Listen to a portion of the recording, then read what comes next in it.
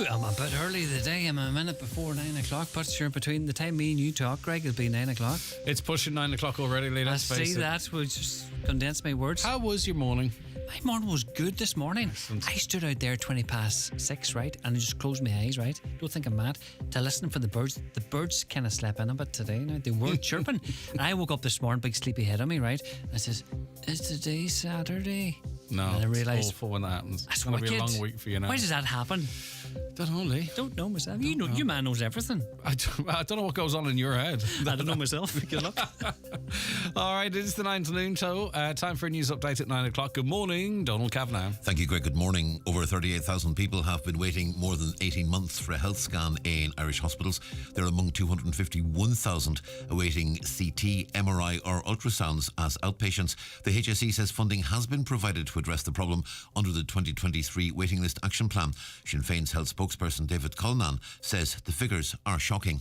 So when you have tens of thousands of people waiting over 18 months for a scan on the public system, that will obviously have an impact on the ability of healthcare professionals to provide safe levels of care to people, because scans are really important. And while some might be routine scans, obviously scans are what show up difficulties and challenges which can then lead to a diagnosis. The state collected €381 million in VAT from electricity last year. That was 40% up on the previous year. In total, nearly €1.4 billion was generated in tax from electricity and fuel in 2022, a rise of over 300 million. A reduced rate of 9% currently applies to electricity and gas, but that's due to return to 13.5% in March. A Buncrana councillor says the housing crisis in Inishowen has never been so acute. Councillor Jack Murray says there are already long lists for social housing, with the added pressure of homes impacted by defective blocks in the area. He's welcoming 56 new homes being constructed as part of the Rockytown development phase 2. That's set to go to tender in June and commence early next year. But Councillor Murray says there's a lot more to be done on the peninsula and in Buncrana itself. It's a drop in the ocean, really, in the greater scheme of things, but nonetheless, it'll be 56 houses that we can utilise, be it for families that are being rehoused during the defective blocks works, or for those that have been waiting some as long as 10 years to get council housing and get their forever home for their family. So I think it's a very welcome step, and I look forward to more council housing being constructed in Buncrana. Sinn Féin has uncovered 5 separate expenses it should have declared for the 2016 general election campaign. The party will now have to resubmit its returns to the Standards in Public Office Commission. The expenses, worth over €2,000, relate to 6 press conferences held in Dublin venues in 2016. The party says it regrets the omissions. And Donegal County Council's parking section is to increase enforcement in the Sprackburn Drive area of Letterkenny. A recent meeting of Letterkenny Milford Municipal District was told cars parking on the footpath and double yellow lines at the junction with High Road often block the vision lines of drivers and make getting out of the cul-de-sac unsafe. The issue was raised by Councillor Jimmy Kavanagh. He says there's plenty of parking in the area. And residents have been on to me now several times about the problem of exiting from Sprackburn, which is already difficult because the vision isn't great there, especially if you're turning right there. People are saying that they're parking in double lanes there all the time, and so on, and find it hard to get into Sprackburn, find it hard to get out of it again, and they're very unhappy about it. And I'm just asking that people use Tag Cupboard car park across the road, find car park there. Dry with good spells of winter sunshine today. Top temperature 7 to 9 degrees Celsius. Light north to northwest breezes. Tonight becoming cooler in temperatures of -2 to +2 degrees Celsius, with again some light winds. That's Highland Radio News. We're back with news again at 10 o'clock.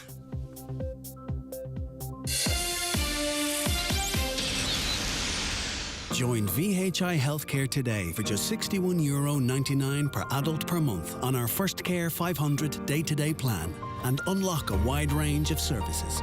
Search VHI First Care to join today.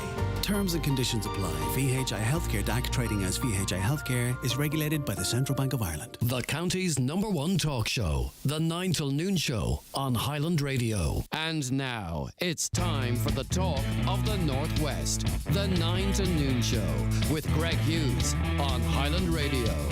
Hello, a very good morning to you. Just about to turn 4 minutes past 9 on this Thursday, the 26th of January, and you're very welcome along to another edition of the 9 till noon show. And we've lots coming up for you over the next 3 hours. We want you to get involved in the conversation. Don't forget, you can text the programme, give us a call. Caroline taking your calls, or indeed you can email the show. And also, if you want to watch the programme and most of our guests, hop on to our YouTube channel, Highland Radio Ireland, and watch us there on your smart TV, your tablet, your Fire Stick, whichever.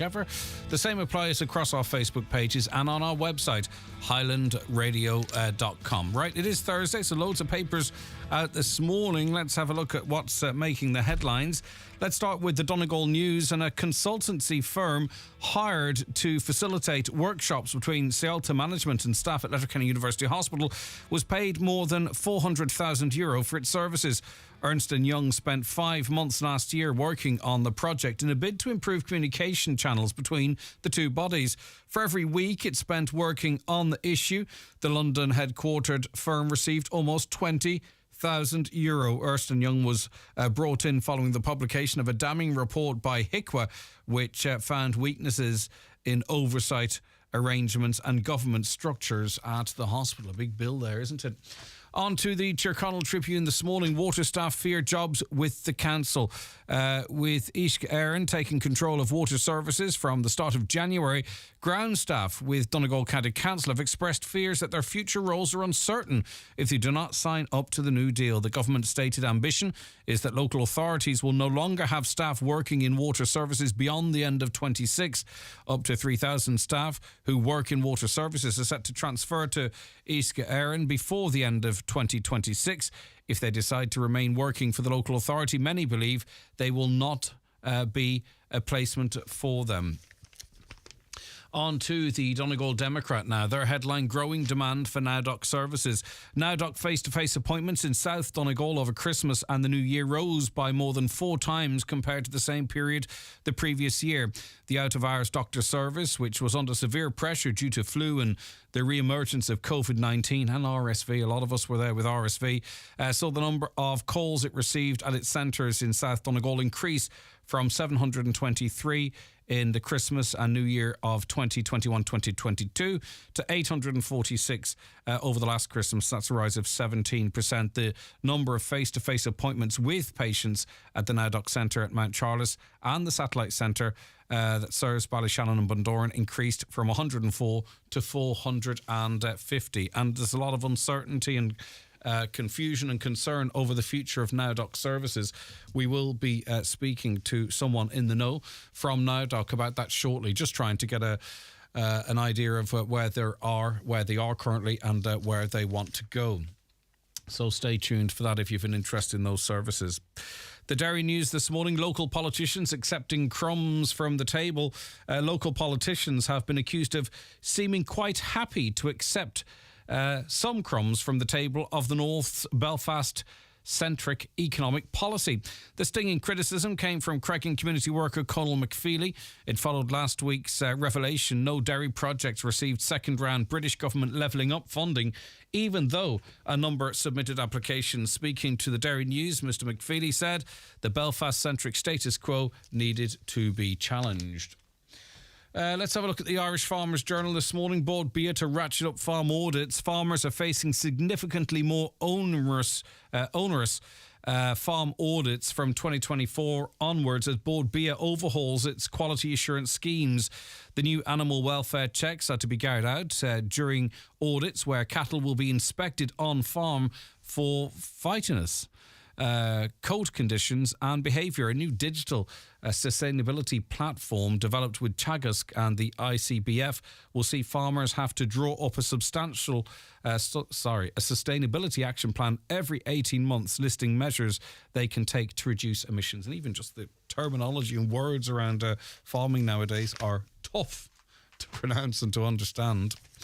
Let's have a look at the national newspapers now. The Irish Times this morning tells us that Sinn Féin admits failing to declare expenses for 2016 election. I suppose if you're going to make a big deal of an issue, you have to make sure you're not standing within a glass house chucking your stones outwards.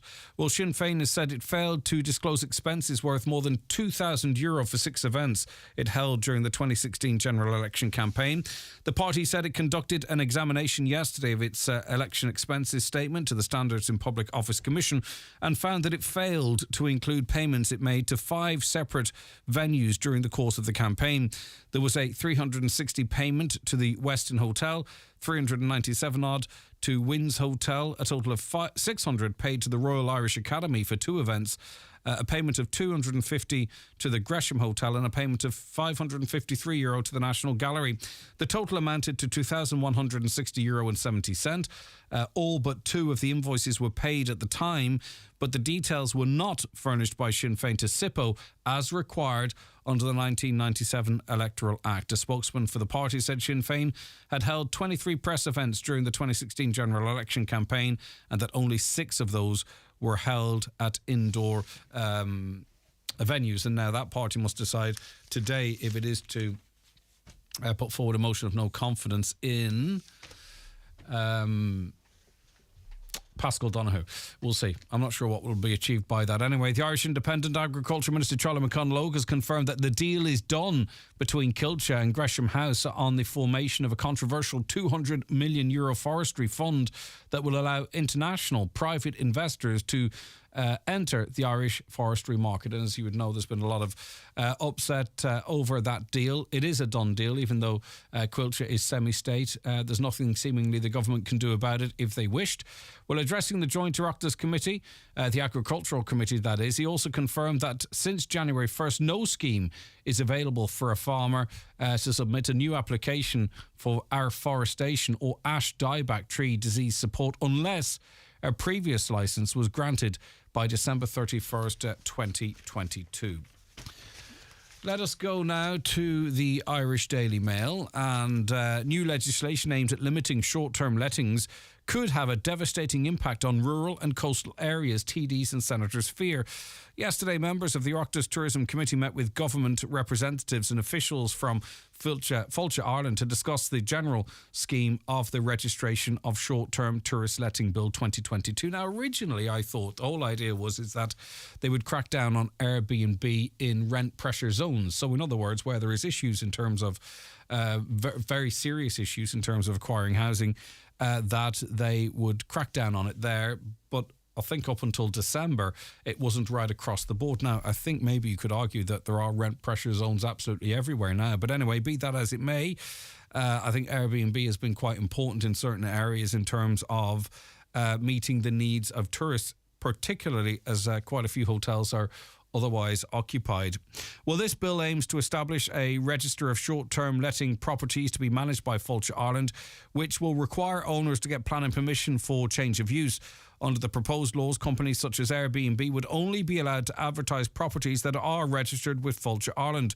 Fáilte Ireland estimates there are 30,000 short-term letting properties being advertised online, and it says the move could force up to an estimated 12,000 short-term lets out of the market and into the long-term rental market, which presumably is what the government is trying to achieve. But they believe there'll be a bit of a pushback by in rural areas against TDs. On to the Irish Daily Mirror. What do you think about this? Those who intimidate families of politicians by picketing outside their homes could be jailed for 6 months or more. It means that those that organise protests at a politician's gate can be sent to prison if a repeat offender. The new bill, which will be introduced into the Shannon by Fianna Fáil Senator Malcolm Byrne today, will not be opposed by any of the government parties, a decision that was taken by ministers at Cabinet on Tuesday. The bill will seek to crack down on the frightening protests that are becoming increasingly common outside places where private people such as politicians or asylum seekers live. Mr Byrne's bill comes as politicians face increasing harassment, with women in particular subjected to some vile abuse just for doing their jobs. And it also comes as innocent Ukrainians and other asylum seekers are seeing disturbing protests outside the reception centres they have been sent to after already escaping horrific ordeals in the home countries. Now, I think there is two separate things going on here. I mean, I think there's probably a strong argument that could be made for limiting protests outside private residence. You know, there's people who are not politicians in those premises. There's younger children and what have you. The same you could say, of course, of places that house asylum seekers, but they are public spaces, really. And, you know, there's a lot of people that are genuinely upset for different reasons, and you start banning people protesting for those reasons. As I say, I can see the argument outside of a private house, but then as I discuss it, to a great extent, I suppose, reception centres are private houses for the people living in it. As I say, I don't know what the solution to that situation is. Lastly, in the Sun today, more families are turning to charities full financial help than in any year since the 2008 crash due to the cost of living crisis. It comes as Taoiseach Leo Varadkar confessed some of the current supports will end after February as Ireland can't afford to keep them all going. Sinn Féin leader Mary Lou McDonald told the Dáil yesterday that charities are receiving record numbers of calls for help from struggling families. And on this programme this week we heard that we're seeing an increased number of students and their families seeking help from the likes of St Vincent de Paul.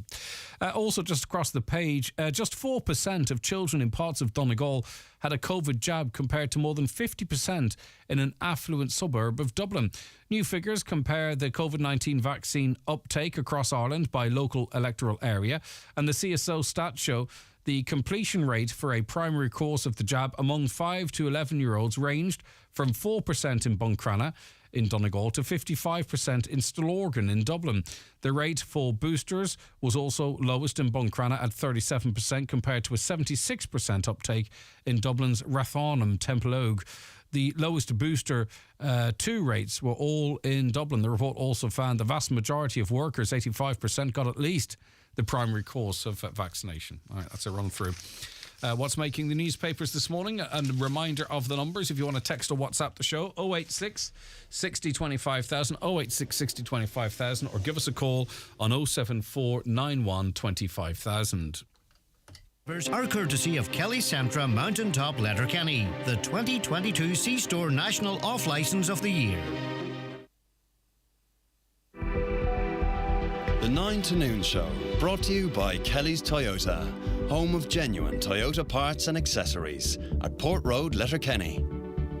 When you need help with natural gas or LPG appliances or pipes, don't take any chances. Stay safe and always use a registered gas installer for installation, servicing, repair or removal. Otherwise, you're putting yourself and others at risk and breaking the law. Find a registered gas installer at rgi.ie. Urgent news. The House Proud Group stock disposal sale at the Strabane store must end this Sunday. All remaining clearance stock has been transferred to the store and final price cuts made, with drastic reductions on furniture for every room. The massive stock disposal sale at House Proud Abercorn Square, Strabane. Sale ends 6 p.m. Sunday. Also at the Oma store. Foy & Company are the Northwest's leading interiors, paint, curtain and blind and interior design specialists. Make a statement in style and give your home or commercial premises a fresh new look this year. With over 25 years experience, the in-house team of interior designers and paint colour consultants will make it happen. This month, get a free 1-hour colour and interior design consultation at Foy & Company in Letterkenny. Book now to transform any room or commercial space on 9121925. If something's free, why would you turn it down? I mean, a free haircut from a 5-year-old. Oh, no. Or a free sample of onion paste. Oh. Well then, how about a free tour of your neighbour's new shed? Oh, that sounds, well... OK, look, they were bad examples. But how about a free eye test and free glasses from the €69 range at Specsavers with your PRSI? Well, that sounds like something to smile about. Book an appointment or find out more at specsavers.ie. In this week's RTE Guide, ahead of her new TV show, Current Affairs ace Katie Hannon gets upfront and personal. Dairy Girl's Siobhan McSweeney uncovers the myth, meaning and legend that is St. Bridget. Plus, 10 pages of health and wellness to start the year as you mean to go on. Everything and more. RTE Guide, on sale now. Okay, you're very welcome back to the 9 till noon show. We're joined on the programme now by Dr. Martin Coyne, clinical lead with NowDoc and a GP as well, of course. Good morning to you, Martin. Can you hear me okay? I can hear you fine, Greg. Thank you. Lovely stuff. Good to have you with us. So I suppose before we talk about what may be to come, how is NowDoc currently set up? In other words, who's, what's CareDoc's current role, and in terms of, what services are currently available for people out there? So CareDoc's role is to employ the doctors, supply the doctors. The doctors in NowDoc who work in NowDoc, their rotas are set through CareDoc. Their remuneration is set through CareDoc. Organisation of their locums, organisation of all slots and the decisions on the demand for the number of doctors on are all made through CareDoc.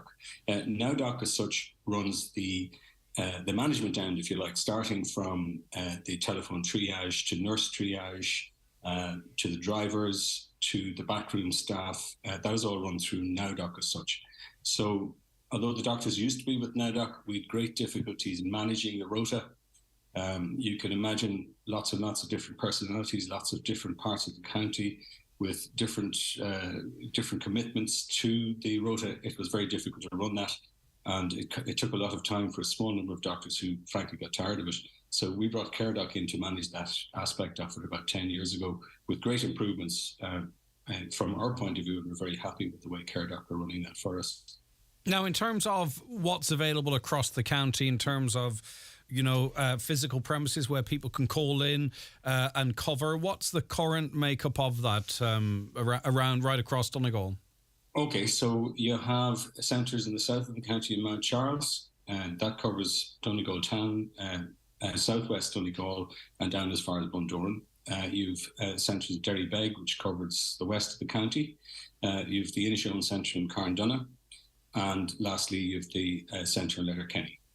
Okay, and in terms of the centre in Letterkenny, staff were informed, and of course they were concerned, so they shared the information. They were informed that there are plans to move the hub from Letterkenny, and of course then people might say, well, this is all very coincidental with a review by CareDoc underway. So just in the interests of absolute transparency, what is the situation as it relates to the moving of that hub and its timing?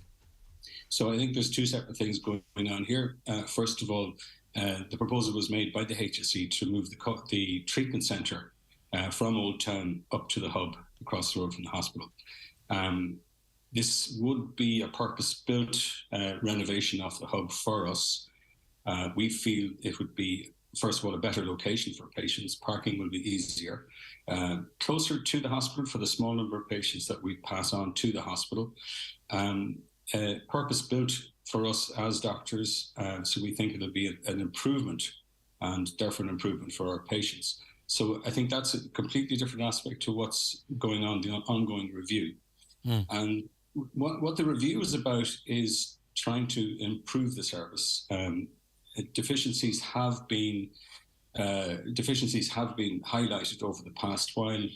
Clinical governance, you can imagine, is not ideal. Clinical governance really starts with the first phone call to a call handler and passes through the call handler to the nurse, and then decisions are made on what treatment is most appropriate for the patient, and then on to the doctor. Where there is a gap in that clinical governance is that there are two management structures, CareDoc managing the doctors and NowDoc managing the nurse triage and the call handlers. And we found difficulties bridging that gap, especially when it came to adverse incidents. So we're addressing this from a safety point of view, a patient safety point of view. Can you give us an example of that? That gap there. What the potential complications are, or the consequences of that are? Okay, so you might have an adverse event, and we would like to, as CareDoc, as the doctors in the service, we'd like to access all the information. That would include recordings of the initial contact with the service, the nurse triage. And under GDPR rules, we're not entitled to listen to those recordings. So that to us is a glaring gap, and something that we feel is unsafe going on. Right, okay. So if CareDoc were in control of the initial calls, then that would be one problem eliminated. We would see it now. These are proposals. Of course, these are negotiations. That would be our view, and obviously people would disagree with that view, Greg. And that's what negotiations are about. Yeah. All right. So what is being looked at as part of this review then? Obviously, it's about, from one perspective, bridging some of these gaps, improving the service, and we'll get to maybe what other people feel it means. But what is on the table in terms of how the service might change? For instance, if those within CareDoc were listened to and others what they believe is best for the county. So what might change? What would we see differently in terms of how the service is provided? I think from a patient perspective, there shouldn't be any change. In fact, the only change that should be there, Greg, is an improvement. A service that can respond to sudden increases. For example, in the 14 days over Christmas, the service increased 50% increase on the same time last year due to a quadruple whammy, if you like, increase in COVID, flu, a very active flu season, RSV virus in kids who hadn't been exposed to it in the past, and strep A. People were very concerned about the media, or sorry, not the media, but the information that was coming out in the media. No, it was in fairness, it was somewhat amplified by the media. I will accept that. Yeah. Oh no, I'm not blaming you, Greg. No,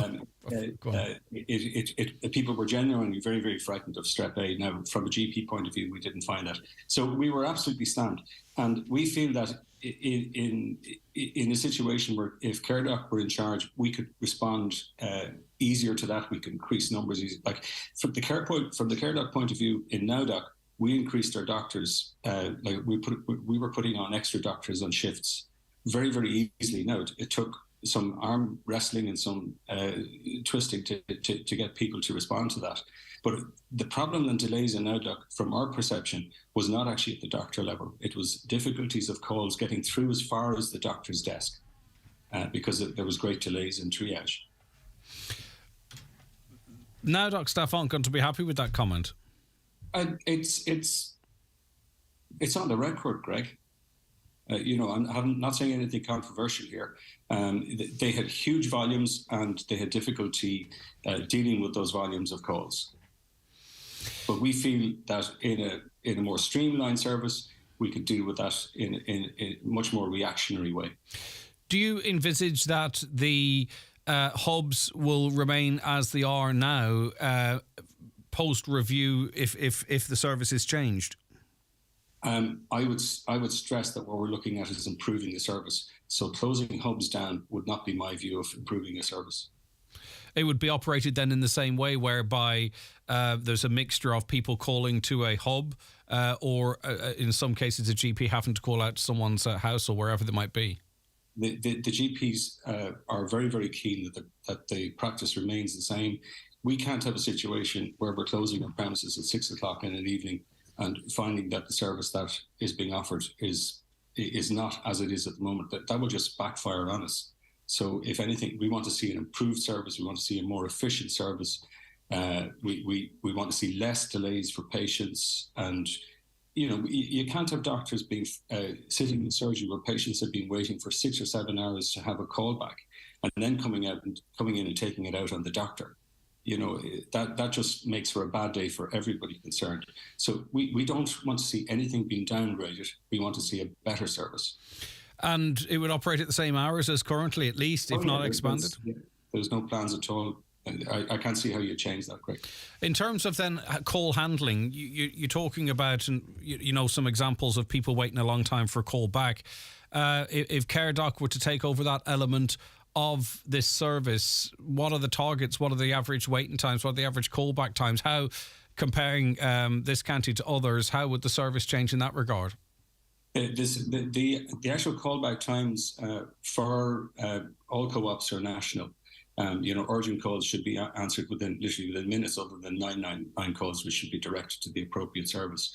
Non-urgent calls should really be dealt with in a period of 60 minutes. I can't give you the exact figures on that, Greg, so I won't be. I don't want to be shot down on that. But we want to get to those targets, which NowDoc have been able to achieve for large majorities of the time. But during peak times, we've been falling far short. And I'm just throwing out what some of the criticisms out there have been. Some would say now that it might be too money motivated, that people might find it more difficult to actually see a doctor. Maybe if they're a medical card holder, I don't know, that this could in turn put more pressure on GPs on a Monday, Tuesday morning or Wednesday morning, dependent on what the cover being provided by NowDoc was, and that more people might be sent to the ED rather than being seen. As I say, it's not an argument I'm advancing. I'm just saying this is some of the criticism that's out there. So CareDoc is a not-for-profit organisation, first of all. So any profits that are made are put back into the service for supporting GPs. Giving me, for example, I'm guaranteed that I don't do more than 120 hours out of hours in a year, and that's fine with me because I'm working 50 hours a week anyway, and there are very few GPs who aren't doing that. So the money end of things, we're not for profit. We're not for taking large amounts of money. In fact, out of hours costs me money, Greg. I put in €700 every month into NowDoc so that I don't have to work red eye shifts. And that's for every principal GP in the county. So if we come out of NowDoc on a budget neutral basis as individual GPs, we're doing well. So no GP is looking to make vast profits out of hours care because it's just not there. Medical card holders are guaranteed their service. Private patients pay a private fee when they come in. And I would point out that the vast majority of GPs, now we can't fix prices in NowDoc because GPs are individual operators, but the vast number of GPs who see private patients in out of hours charge the same fee that they charge at 9 o'clock in the morning if they see somebody at 3 o'clock in the morning. So there's no gouging going on. There's nobody's looking to get rich out of hours. Some are saying that that if calls are answered in Carlow, for example, triage down there, that there would be a loss of sort of local knowledge and in terms of how the service currently responds, that it would be detrimental to that. Yeah, I say two things to that. First of all, The decision on where calls are going to be handled hasn't actually been made. That's part of the negotiation. Now, whether a hybrid model might be suggested, I don't know. Perhaps nurse triage being done in Donegal on behalf of CareDoc, that's a possibility. But I would point out that there are large swathes of the country where triage is actually done from Carlow. Pretty much all of the East Coast, Sligo Leitrim. Nobody is jumping up and down in Sligo Leitrim talking about their pure CareDoc model. It seems to be working very, very well for them. So if you're in Sligo Leitrim, North Leitrim, your calls are being triaged in Carlow as well. So I get that. I understand how people might feel that about calls coming from the more rural areas of Donegal and the lack of knowledge. Perhaps people be told inappropriately which centre that they should attend. But with air codes now, everybody knows exactly where everybody is. What about the staff that currently work for NowDoc? My understanding, Greg, and I would point out, I am not management. My understanding is that all staff have been spoken to about any proposals. Nobody is going to lose their job. There may be some redeployment, but there is no talk, as far as I'm aware, of redundancies. Well, in fact, I'm very aware that there was no talk of redundancies, but staff have been offered redeployment in whatever model is chosen in the end. So currently people working in NowDoc would be offered roles within CareDoc if there was an overlap of that role, and then obviously the HSE then it's already been committed. They'd be the rest of the staff would be offered alternative roles within the executive. Again, not my area of expertise, Greg, but that is my understanding of what is going on in negotiations that I'm not actually part of. Yeah, I understand, but you have an insight that we haven't had access to before, so that's very much appreciated. Do you understand the public's concern? I mean, Do you think maybe an interview like this would have been more helpful? I'm not saying this is anything on you, whomever would be responsible in CareDoc. Do you think an interview like this in advance of negotiations would have been helpful, so that people would perhaps have a better understanding of the process? Because it was never going to be kept private. It was always going to be come out into the public. But there's been a lot of anxieties. Like, we got an email from an 86-year-old yesterday who's up to high dough as to what this might mean for them. Do you know, I just wonder sometimes if these conversations were had in advance, it might be helpful to the process. I don't know if you have a view on that. It would have been impossible to have this conversation 5-6 weeks ago, Greg, because CareDoc were not talking to the HSE. CareDoc were trying to have these discussions, but no meetings had taken place. But those meetings have now taken place. As you said, the ball is now rolling. Staff have been spoken to, so you are getting calls about concerns. But I would stress the purpose of all of this is to make it a better service. So your 86-year-old email caller, I would reassure that we are not, the doctors are not going to stand over a reduction in service. And you can bring me on and give out to me in a year's time if you perceive that's what's happened, Greg. But that is not what we have in mind. We want to improve the service, make it more streamlined, less waiting time for patients pointed in the most appropriate directions for their treatment. Okay, listen, thanks for your time this morning. I do appreciate it. Take care of yourself. Thanks, Greg. All right, okay. See you. All right, bye-bye. That's Dr. Martin Coyne, clinical lead with NowDoc and GP. Now, a lot has been discussed about the potential changes over the last number of weeks, so I wanted to give Dr. Coyne an opportunity to put the perspective across that he believes that it would be beneficial, and in fact that GPs wouldn't accept anything other than that. But that's the information. It's up to you now to do with it what you will. 086 60 25,000. WhatsApps and texts to that number. Watch the show live now on YouTube, Facebook and at highlandradio.com. The 9 till noon show brought to you by Kelly's Toyota.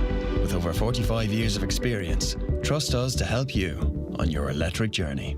On this week's Business Matters, I'll be joined by the co-owner of Donegal Bees and Glencullen, Thomas Ellis. So join me, Kieran O'Donnell, for Business Matters on Sunday evening after the 6 o'clock news. The Business Matters podcast is also available to download at highlandradio.com.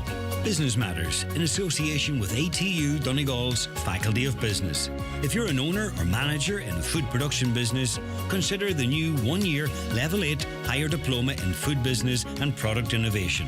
It's just one 3-hour lecture weekly. Call 9186600 or email gary.mcgill@atu.ie. Transform your home with a visit to McGinley's Furniture in Letterkenny. Located at the Portlink Business Park, just off the Port Road, you'll find a huge selection of top quality suites, beds and mattresses. Also slide robes and custom-made dining and occasional furniture with prices to suit every budget. Visit the showroom and see for yourself the great choice available at McGinley's Furniture, Portlink Business Park, Port Road, Letterkenny, and at mcginleysfurniture.com. Fick míid na chulum gachrod on spare? Well, biog na gachrod. Nor a gocher brosli ára, squeecher trúbal an hoxumaka, nach féidir a ekális jas in air. Is minnig is cús le hasma iad, no le galar no chinnas grom hrúsaka ella. Mar sin, Jane Keenche brosli vogan titje a go an gívre seo. Brannig brosli vogan titje agus glanamis an teir de gachtene. Agus nád in dermod de himleir agus darish tevach lana oorwain sa vlien a leid. O realtas na heiren. Connect Hearing is open for free hearing tests. Our audiologist is available Monday to Friday for wax removal services at our Letterkenny clinic in the Courtyard Shopping Centre. We also offer a home visit for those who are unable to visit us. Our hearing is our social sense. Are you finding hearing more of a challenge? Call Ursula today on 07491 13296 to make an appointment. Good hearing helps us to connect to our family, friends and loved ones. Connect Hearing, connecting you to life. Okay, you're welcome back to the programme. On to it now. We welcome Fionnán Sheehan, Ireland editor of the Irish Independent. Good morning. Thank you very much for joining us. Good morning, Greg. Right, Fionnán, the paper's been looking into, I suppose, everyone's talking about election expenses and declarations and what have you at the moment, and you've been looking into Sinn Féin's record in this regard in recent elections. What's been uncovered or found? Yeah, so what emerged last week was that 2 years ago, Sinn Féin was told that there was an issue with their election 2020 statement, that they hadn't included the cost of an opinion poll that the party had commissioned on that occasion. So this was on foot of a press query, and Sinn Féin submitted an amendment to their statutorily obliged election statement at that time. Now, subsequently, we've been looking at the previous general election, and under the same heading of costs related to the media, press events and publicity, we found it curious that there was nothing at all declared by Sinn Féin in terms of any press conferences, any launches that they held in 2016, despite these being events that took place, that our own colleagues attended. They were predominantly in hotels and cultural venues in Dublin city centre. So we asked Sinn Féin why were none of these events declared. We sent them on their own photos from their own social media accounts that they had taken at these events and said these events happened in locations where you normally have to pay to host an event. Why was there no costs associated with that? We got no reply. We then went back to Sinn Féin the following day saying one of the cultural institutions, it's an academic institution in Dublin city centre, the Royal Irish Academy, where they held their two biggest events, they said that they didn't provide the venue for free. In fact, they had invoiced Sinn Féin, but that the bill was never paid. So we asked Sinn Féin, well, the reason you don't seem to have declared it as an expense is because you didn't pay the bill. Why did you not pay the bill? Again, we got no reply. They issued a statement to RTE yesterday saying that this was an oversight and that they'd found one other invoice. We then sent Sinn Féin a list of other venues that they had held events at during the 2016 general election, which we had attended, which they had publicised, which they themselves had, again, taken photos of. The Gresham Hotel, the Westin Hotel, the National Gallery, Winds Hotel, all high-profile Dublin city centre locations. And the party eventually came back last night and said not only had they failed to pay a bill in 2016 to the Royal Irish Academy and declared an expense there, but they hadn't actually declared an expense for any of these locations either in their official, legally obliged declarations to the state ethics watchdog. So Sinn Féin are now amending that statement. It follows the amendment of the 2020 one, but it does kind of raise questions about like, how exactly do you forget to declare expenses for events that were central to your campaign.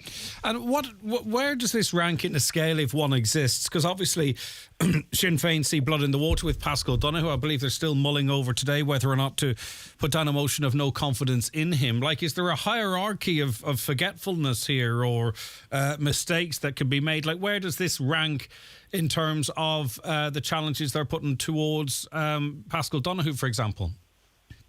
I suppose the issue that arises is that they're saying that your election expenses have to be correctly filed, that it's vitally important that this is the law, there are ethics, regulations, guidelines and legislation in place, and that you have to adequately respond to those. And the accusation against Paschal Donohoe is quite clear.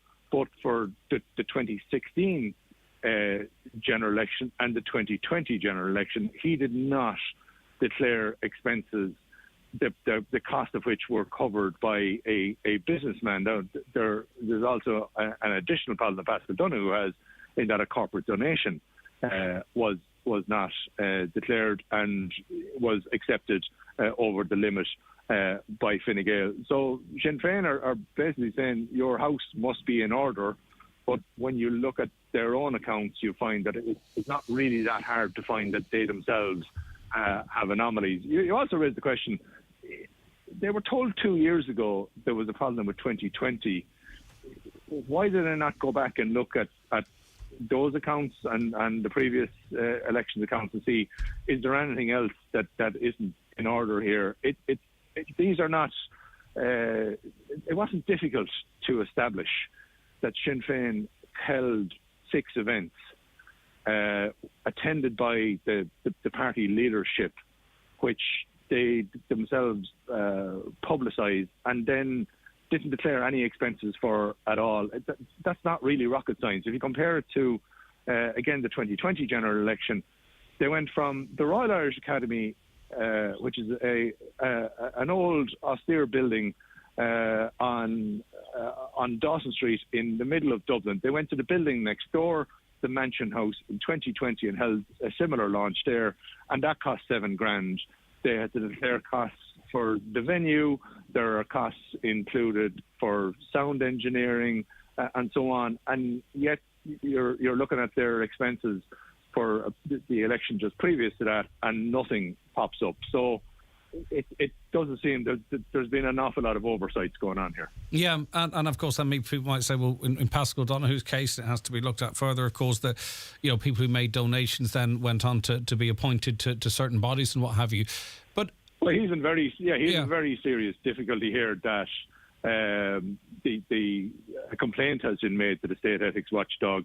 He is effectively admitting guilt on the non-declaration of election expenses, and also on that issue around the corporate donation. And a detailed investigation will, one expects, have to be carried out into his election expenses in 2016 and 2020. And these laws are in place for a good reason. They were put in place 25 years ago on foot of a series of political scandals, and the damage that did to the reputation of the political system and the governance of the country to society as a whole. That's why these laws were put in place. And yet here we are. On candidates and parties. And yet here we are again in the mouth of more controversy.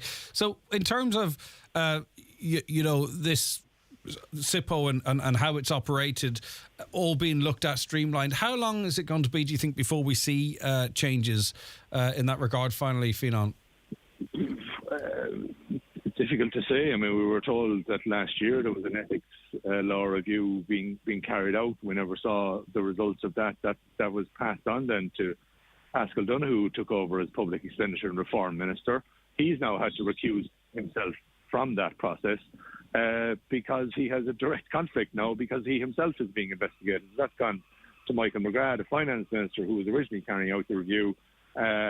One would hope it would be in place by the end of this year, because next year we've got a busy agenda.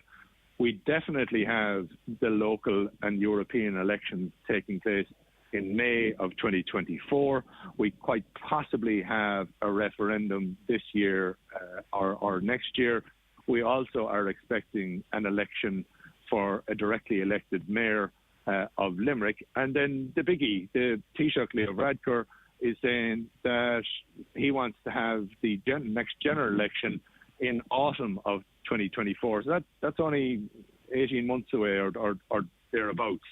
Micheál Martin saying he'd prefer a few months later in the new year in 2025.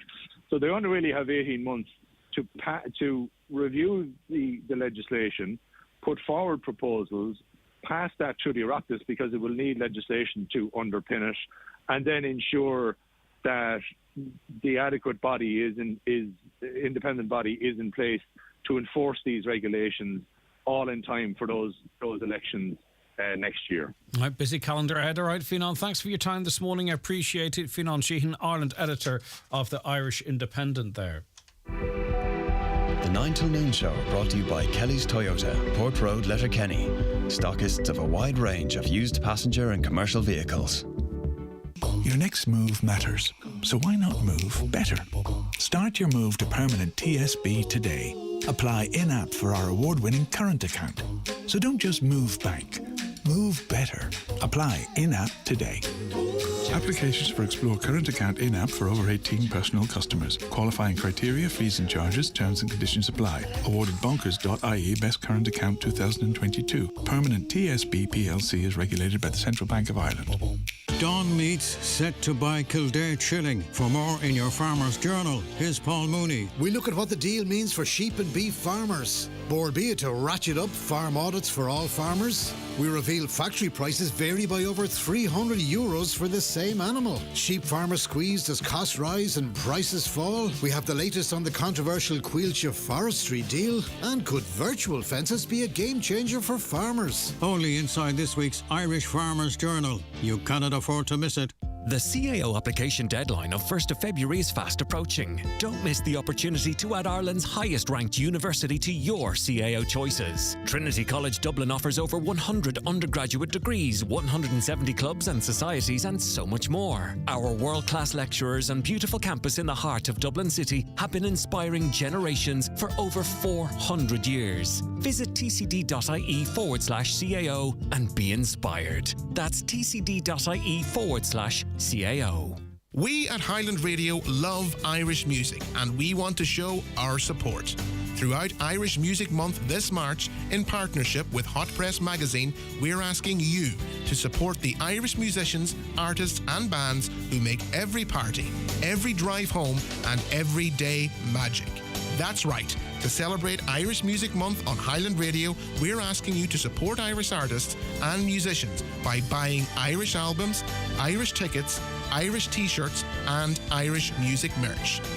Irish musicians have shown that they are right up there with the best in the world, so let's support them by buying Irish. Proudly supported by Highland Radio, Hot Press, IBI and the BAI Sound and Vision Fund. Highland Radio weather updates with Ireland West Airport. Thinking of a sun holiday this summer with the family? Fly to Alicante, Malaga, Faro, Lanzarote, Mallorca and Milan with Ryanair. Ireland West Airport. Don't just take off, take it easy. All right, dry with good spells of winter sunshine. Highest temperatures of 7 to 9 degrees in light north to northwest breezes. Tomas Sean Devine is a defective concrete block campaigner, defective concrete products campaigner. He joins us on the programme now. Good morning to you. Thanks for joining us. Good morning, Greg. Right, okay, so what is being organised and what's being asked of Donegal's county councillors? Very good. Decided that they ask thousands of people to go back to Dublin again.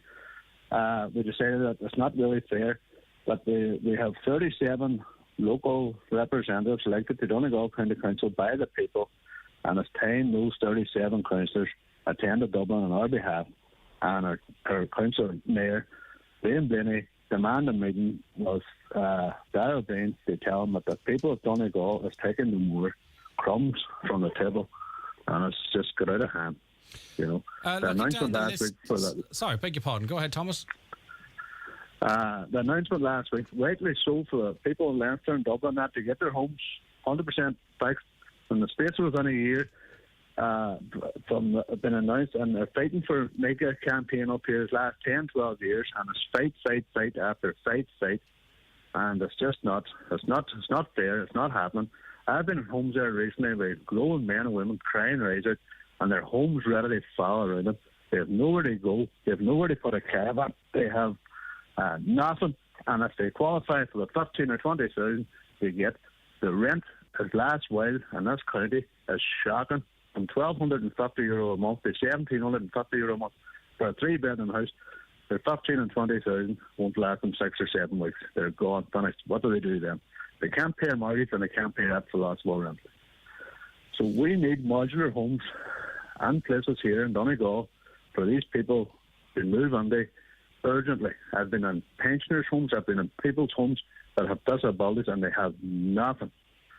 You know, where does it end, Greg? And the modular homes makes a great deal of sense, I think, to most people, because it's not like everybody in an affected home would need one of these. You know, the scheme will fix some houses at a time, so theoretically some families could move in and move out, and others move in and move out. I can't. It feels like a no-brainer to me, especially considering we are erecting these modular homes elsewhere. In terms of the replies, looking down the list, Independents, Sinn Féin, Martin Farron, the sole Labour Party rep, he's there as well. A couple of Fine Gael representatives. So there will be government councillors, if they don't mind me calling them that, on this bus. Yes, we have 2 Fine Gael so far, and thank you very much for them putting their name forward. They attend.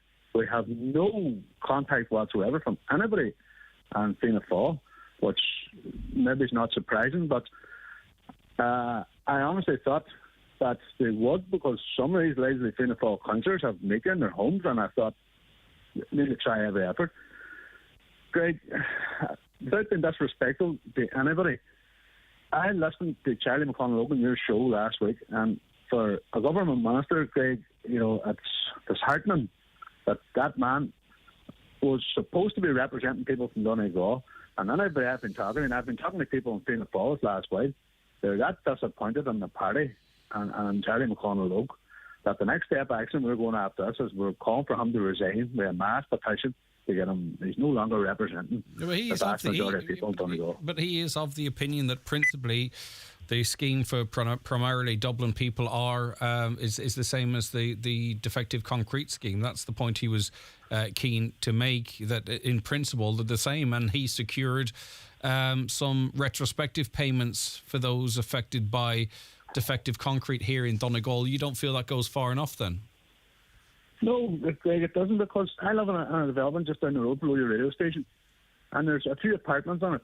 And listen to Charlie's waffle last Friday, saying that the apartments in my development will be 100% fixed, which brilliant, if that is true, which I doubt very much. I don't think it is true. And the house next door to those apartments won't be 100% fixed. They'd have to find more money to fix their own home than the ones living next door, which is totally unfair to anybody. Whether a home costs 1,000 to fix or costs 1 million to fix, 100% redress is 100% redress. It's not 90-10, 60-10, 40-10, anything at all. That homeowner bought that home or bought that home on the intention, good faith. The government failed them. The manufacturer of the blocks failed them. And why should that person have to be out thousands of euros to fix that home? Well, 14 councillors already have said they're going down on the 8th of February. What are they going to do? Is it up to them to try and secure? Go ahead. They asked them to stand outside Dáil Éireann to protest on our behalf and demand a meeting with Darrell Green to tell them that they're taking no more. The 37 reps in Donegal County Council are demanding to be treated equally as the other counties in Ireland. It is not fair that we constantly seem to just get the scripts that's left over on the table in Dublin, sent up here to Donegal.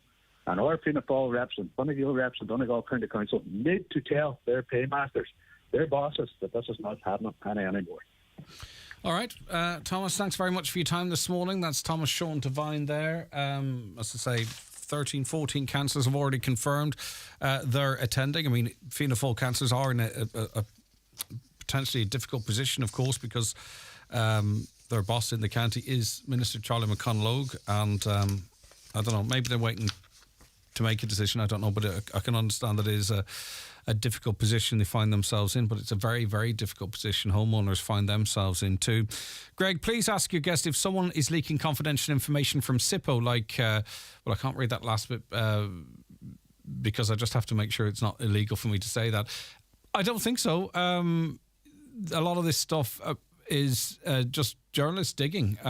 There's a couple of guys working for The Ditch who've exposed quite a lot of this before, and I suppose then it's put it set up to the legacy media then to sort of start looking as well. So I don't think it's necessarily leaks coming from SIPO, though I can't rule that out. Dr. Coyne on radio, if this goes private, they have to say they have no say in the service. Also, CareDoc down the country have hours of delays, callbacks. My relatives live there. What about the service users who were in the hub prior to this? I don't really understand. Oh, right, okay. They'd be displaced from there. He says it's going to be purposely built and designed, so maybe there's extra accommodation there. Right, we'll be back with more on the 9 till noon show after the news and obituary notices. Stay right where you are. The 9 to Noon Show, brought to you by Kelly's Toyota. Test drive Ireland's best-selling hybrid electric range at our showroom, Port Road, Letterkenny. Winter sale at Brian McCormick Sports now on. In-store and online. Discounts of up to 30% off. Asics, New Balance, Brooks and Hoka footwear. GT2000, Gel Cumulus, New Balance 880, Hoka Clifton 8 to name just a few. Treat your feet in our winter sale. Grab a discount and stretch those legs. Look the part, play the part. In-store and online. Click and collect on bmcsports.ie. I've lost my car keys. Lost my car once in a multi-story. Lost my patience. My hair? Lost that a while back. But this week, I found things I thought had gone forever. The crackle of needle on vinyl. Leaves crunching. I found them all at Specsavers. I got free hearing aids with PRSI. And now those sounds are back. So's my joie de vivre. Still can't find those keys, though. Book a free hearing test today. Terms and conditions apply. See our website for details. Keep out the cold, cold, cold this winter and ring Fleming for their full range of garage doors, agri doors, insulated doors, milking parlour doors. Fleming, 91 48 234. Don't just do okay in your career. Do great at Allstate. Don't settle. Soar. Don't procrastinate. Innovate. Don't do mediocre. Do magnificent. At Allstate. Great work, great life, great people. Where great opportunities await. Search Allstate NI Careers today. Sabrina Robb here from Donegal Hearing Clinic. If you're struggling to hear everyday conversations or find it difficult to understand people in a crowded room, you may have hearing loss. Problems like these are common and we're used to helping people resolve them. We offer hearing assessments and will discuss your options. You can call us on 074 91 88 470 or visit donegalhearingclinic.ie. Life sounds brilliant with Donegal Hearing Clinic, Letterkenny and Buncrana. Live, on air, online and on the Highland Radio app. This is Highland Radio News.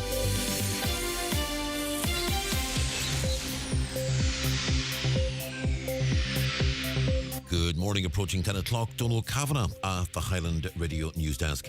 The clinical lead with the Nowdoc service in Donegal says the plan to vacate the current Letterkenny base at Old Town and move to the hub on Kilmacrennan Road will improve services and facilities for both doctors and patients and is not linked to the ongoing review of the Nowdoc service. On the prospect of CareDoc taking over the out-of-hours GP service in Donegal, Dr Martin Coyne said they already provide and manage the GPs who run the service, and the separation between the GPs and the Nowdoc administration can be problematic, particularly in terms of GDPR. On today's 9 to Noon show, Dr Coyne stressed that GPs want an improved service. He said any reduction in hours or facilities would not be acceptable. The GPs are very, very keen that the practice remains the same. We can't have a situation where we're closing our premises at 6 o'clock in an evening and finding that the service that is being offered is not as it is at the moment. That will just backfire on us. So if anything, we want to see an improved service. We want to see a more efficient service. We want to see less delays for patients. And you can't have doctors being sitting in surgery where patients have been waiting for 6 or 7 hours to have a call back. We don't want to see anything being downgraded. We want to see a better service. Over 38,000 people have been waiting over 18 months for a health scan in acute hospitals in Ireland. They're among 251,000 people waiting for CT, MRI or ultrasounds as outpatients. The HSE says funding has been provided to address the problem under the 2023 Waiting List Action Plan. Sinn Féin's health spokesperson David Cullinan says these figures are shocking. So when you have tens of thousands of people waiting over 18 months for a scan on the public system, that will obviously have an impact on the ability of healthcare professionals to provide safe levels of care to people, because scans are really important. And while some might be routine scans, obviously scans are what show up difficulties and challenges which can then lead to a diagnosis. A Buncrana councillor says the housing crisis in Inishowen has never been so acute. Councillor Jack Murray says there are already long waiting lists for social housing, with the added pressure of homes impacted by defective blocks in the area. He's welcoming a new 56 home project being constructed as part of the Rockytown development phase 2. That will go to tender in June, with work set to commence next year. However, Councillor Murray says much more needs to be done. It's a drop in the ocean, really, in the greater scheme of things, but nonetheless, it'll be 56 houses that we can utilise, be it for families that are being rehoused during the defective block works, or for those that have been waiting some as long as 10 years to get council housing and get their forever home for their family. So it's a very welcome step, and I look forward to more council housing being constructed in Buncrana. Concerns have been raised over what's been described as the excessive presence of Japanese knotweed in Burton Port. Councillor Mary-Therese Gallagher fears the presence of the species may impact on the delivery of building projects in the area. She believes a project similar to a pilot one rolled out in Dunloe would be very beneficial. She says it's really important that Dunloe project be assessed as quickly as possible. What I looked for was that we would get the results of the pilot project and see how it worked, but also to give landowners the information of how you actually treat knotweed and what can work and what can't work, but also that we would look for another project to be done in Burton Port, because, as I say, it's really getting out of hand. And Donegal County Council's parking section is to increase enforcement in the Sprackburn Drive area of Letterkenny. A recent meeting of Letterkenny Milford Municipal District was told that cars parking on the footpath and double yellow lines at the junction with High Road often block the vision of drivers and make getting in and out of the cul-de-sac potentially unsafe. The issue was raised by Councillor Jimmy Kavanagh. He says there is plenty of car parking in that area. And residents have been on to me now several times about the problem of exiting from Sprackburn, which is already difficult because the vision isn't great there, especially if you're turning right there. People are saying that they're parking on double lanes there all the time, and so on, and find it hard to get into Sprackburn, find it hard to get out of it again, and they're very unhappy about it. And I'm just asking that people use tag cover car park across the road, find car park there.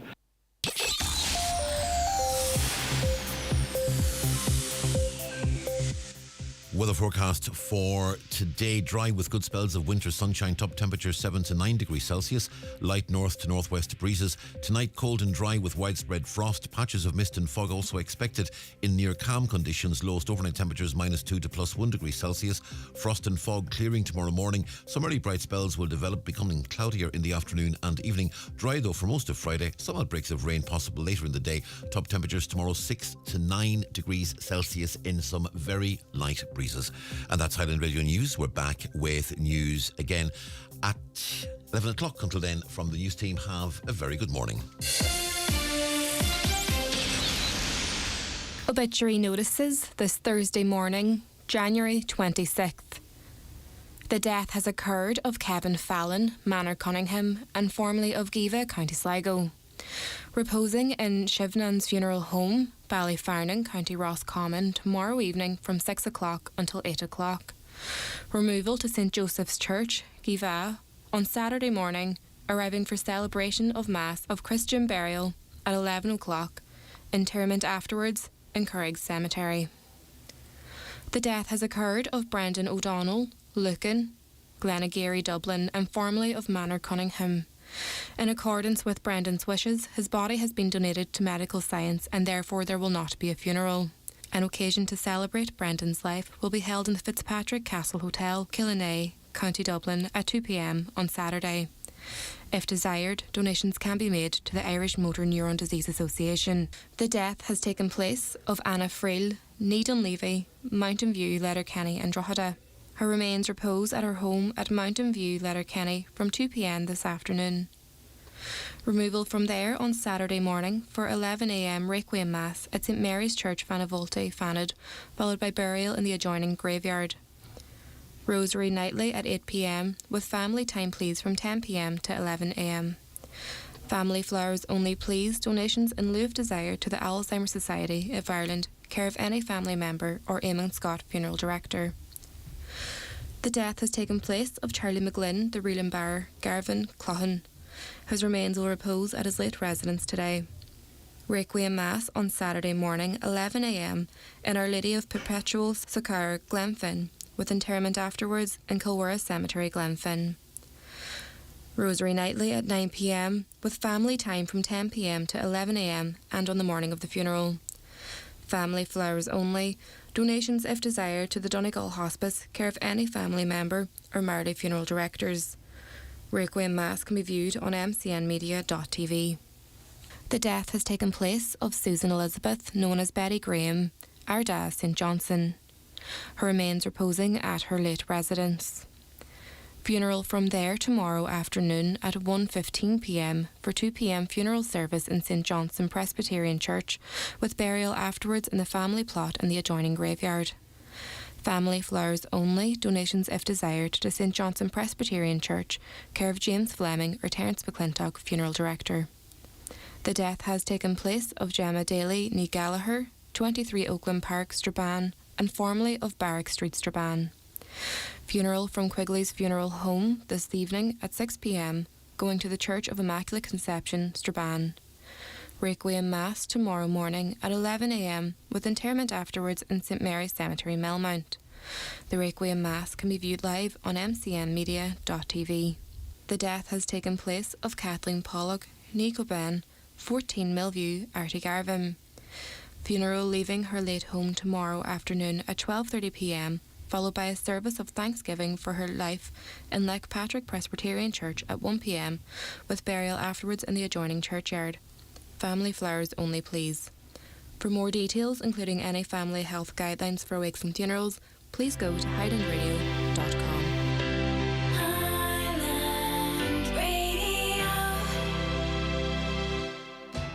Like to eat well and get healthy size savings? Then you'll really like our Aldi Savers offers with up to 43% off, including Coco Loco coconut oil, save 43%, now only $1.99. Ballymore crust sandwich thins, save 25%, now only 89 cents. Specially selected Irish pasta sauces, save 19%, now only $1.49.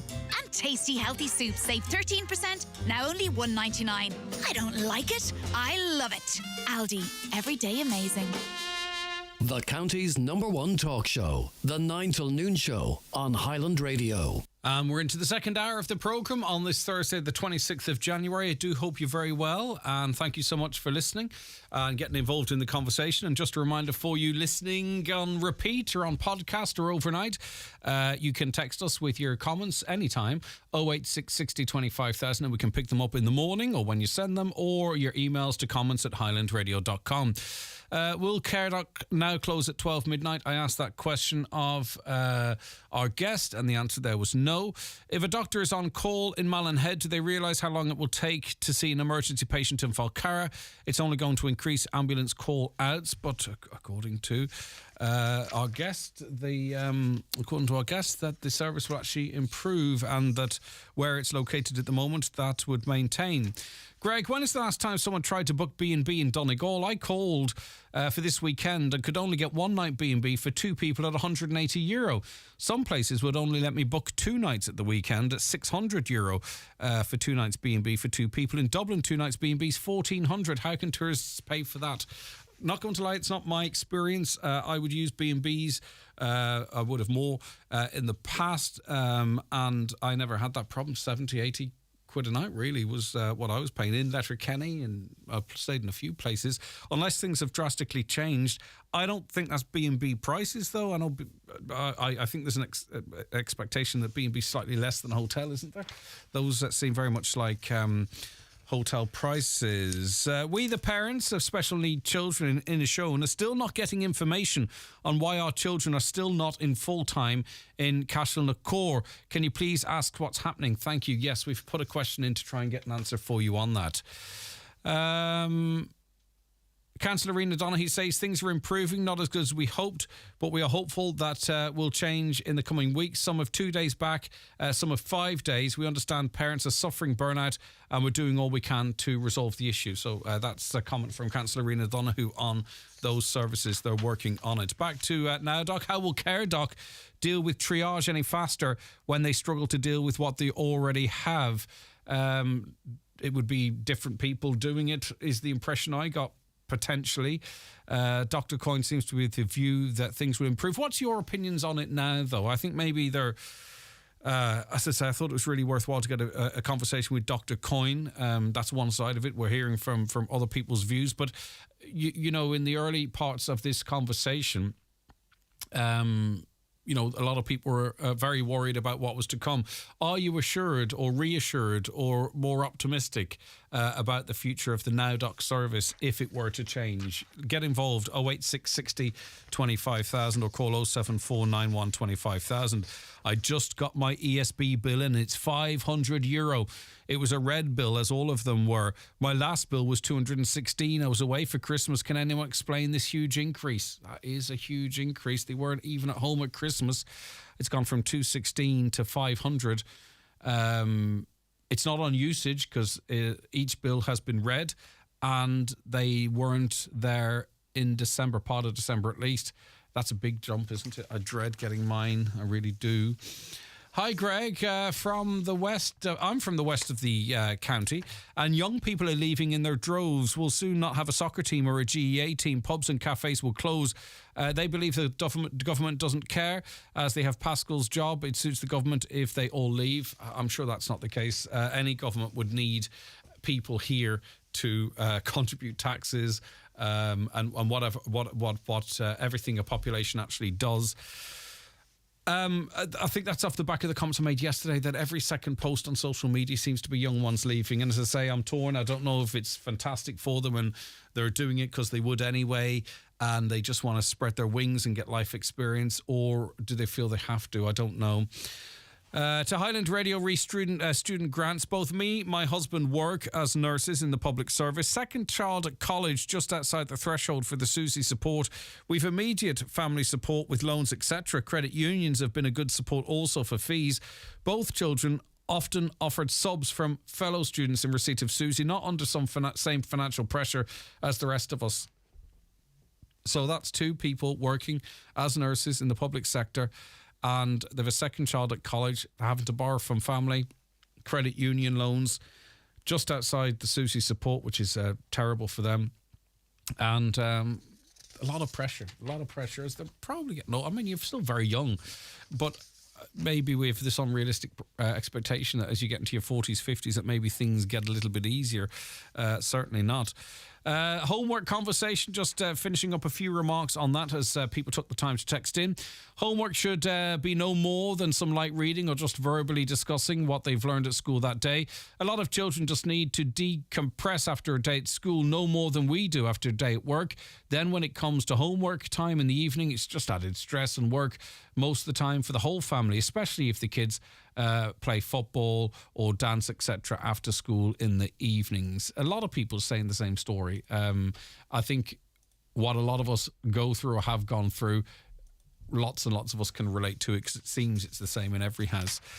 We spend hours on our children's homework, but it's never corrected. That really bugs me. I can understand that, yeah. And last one just for now on this, regarding the discussion about homework. I believe homework is important because it lets me see how my children are doing. We only see their teacher once a year. I know from seeing them actually doing the work what they are struggling with, what they need extra help with. I can then make sure that they get the help if needed. If, as that lady says, it's causing conflict or tension, then maybe there's a bigger issue. I've seen firsthand major conflict with my niece and parents for years about homework. Turned out she had dyslexia.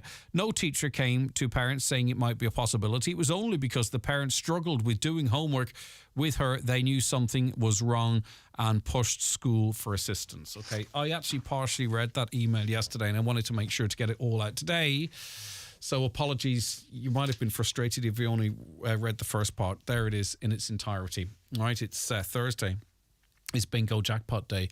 Someone could well win 14 grand today. Just a reminder for you that you are supporting the National Council for the Blind of Ireland, raising significant funds for them for the work that they do here in Donegal, and this money is spent locally. It's not a club, by the way, or subscription or anything like that there. Any of you can play Highland Radio Bingo when you want. You just go into your local shop when you're in doing your bits and bobs.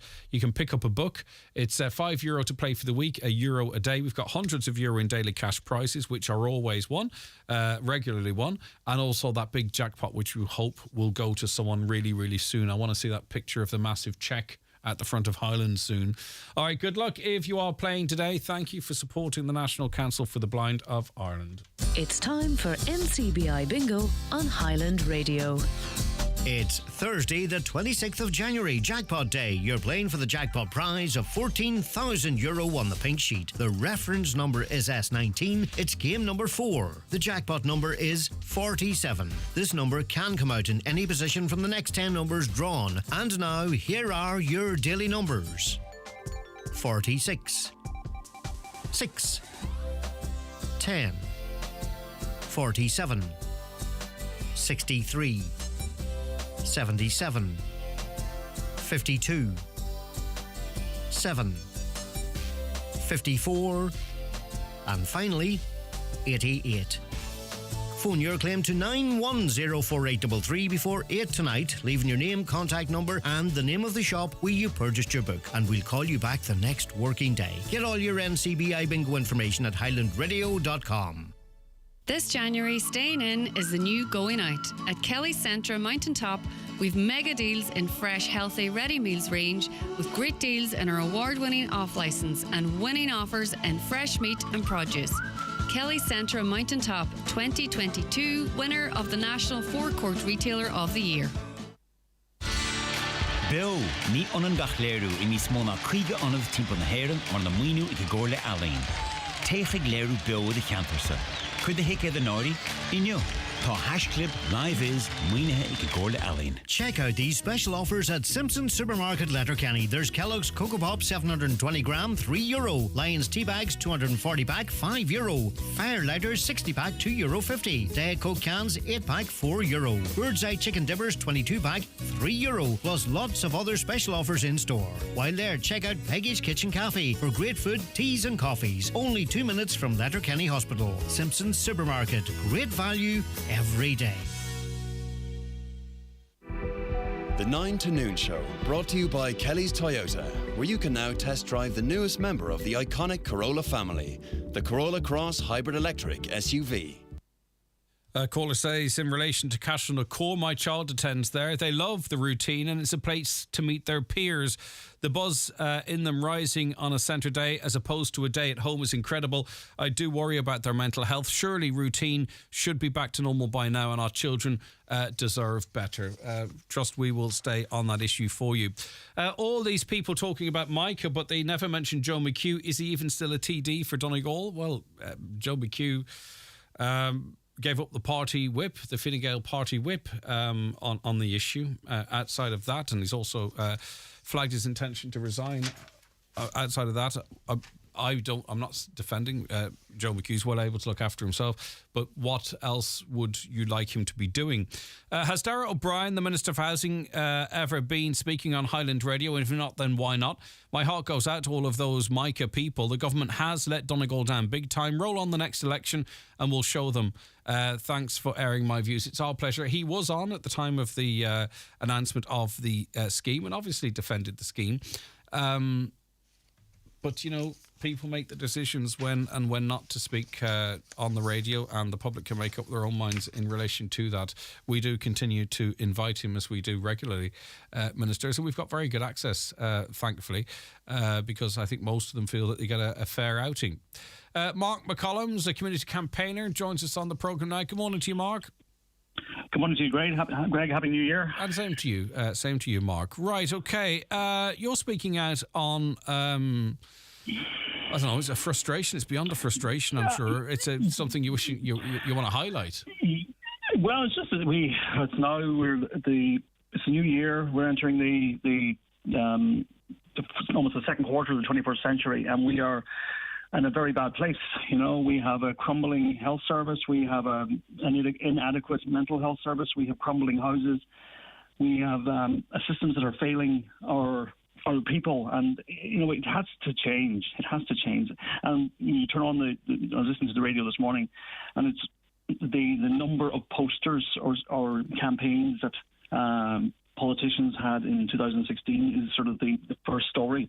There's more important substantive issues that people should be dealing with. I get that, but these posters on a pole. I understand that, and I don't dispute that, and I think it's time for people to move on.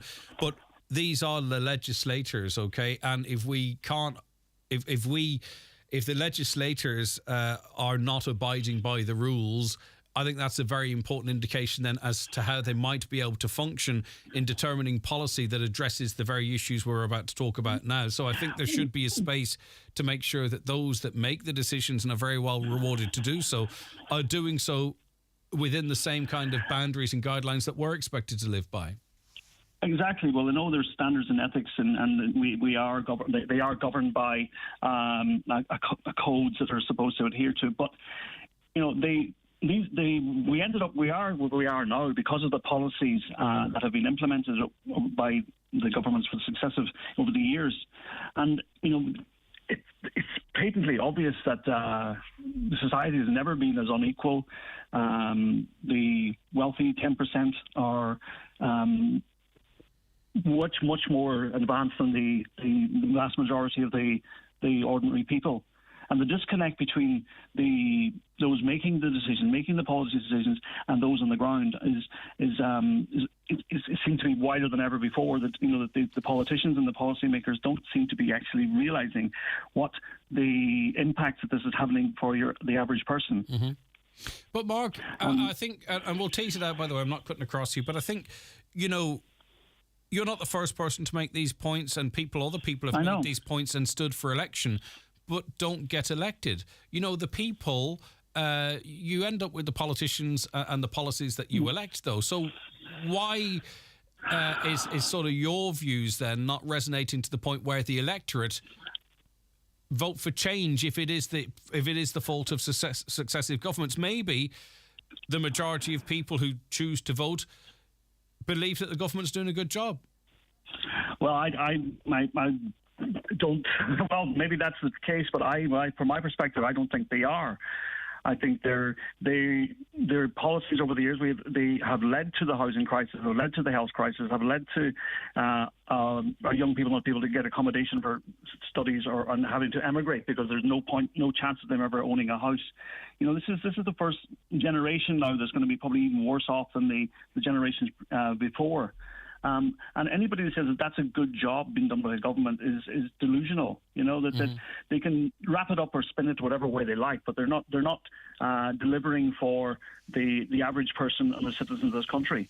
Mm-hmm. And there is a need for a change. And it's a cross party. I'm not aligned to any sort of political party or convention, but it's just I see inequality, I see injustice, and just feel that things have to change. Mark, I don't want to be negative about what the future might hold, right? But I wonder in how we do politics, really, can there be change? Because if you look to every other country in the world, seemingly pretty much every other country that we can relate to, I suppose, it's the exact same. They've had successive governments in different countries, in France, Germany, Britain to some extent. You know what I mean? The governments change in and out, different coalitions, different leadership. But every country in Europe, it seems, and America and other places, are suffering the same. Like, we've got loads of people heading to Australia, okay? Yeah. But in Australia, the population there, they've got 130,000 people homeless. They're struggling with immigration, the same kind of conversations, access to health, poor mental health services. Do you know what I mean? It's not like our young people are heading to a far-flung land where everything is... It might be better for them because they can get a room, work their socks off, accumulate some cash, but they're not heading to a utopia either. Do you know what I mean? So we need to be doing politics completely different wherever we are then, surely. I think what we have to start with is we have to put people at the centre of it. It isn't about party. It isn't about it has to be what policies are going to serve the vast majority of the people positively, as opposed to serving an economy. And a country isn't an economy. We hear so much about the markets and about economy and how we have to continue growth. That sort of neoliberal politics is failing, and it's patently obvious it is failing. You're right, it's not just failing in Ireland, it's failing everywhere it's been implemented. But there are alternatives. Like, we look to Scandinavia, they've dealt with their homeless crisis. They've eradicated it. Their education systems is much better than ours. Their mental health services are more adequate and have much better results. So there are models of practice that we can look to and learn from, as opposed to just the definition of madness is continually doing the thing that you're doing and expecting a different outcome. We are just implementing these policies over and over again, expecting change to happen, and it's not going to happen unless there is that radical shake-up, that there is sort of some radical thinking there that is going to shake up the complacency and shake up the apathy that people say, there is this, sure, what can you do attitude, sure, we're doing our best. We're not doing our best. We're not serving the people of Ireland. We're not serving, and we're failing our young people. We're failing our older people, and the society can be judged on how it treats the most vulnerable people and its members. And at the minute, Irish society is not serving its most vulnerable people in any way adequately at all. There was a report published on Monday on the mental health services, and it just was abysmal that the services for young people in this country are absolutely, abysmal. Non-existent in places. Non-existent. That's exactly. And it's also worth pointing out. It's really worth pointing out too that report on CAMHS was for 10% of the services. And we given the stresses now that people are under, and the lack of opportunity and the pressures that people under, people are more likely to be suffering from anxiety and suffering from isolation, and there are more needs of supports and services there, and they're not there. So this is just going to be a problem that isn't going to be just cured quickly. But if we look to other jurisdictions in other countries, they've dealt with the problems differently.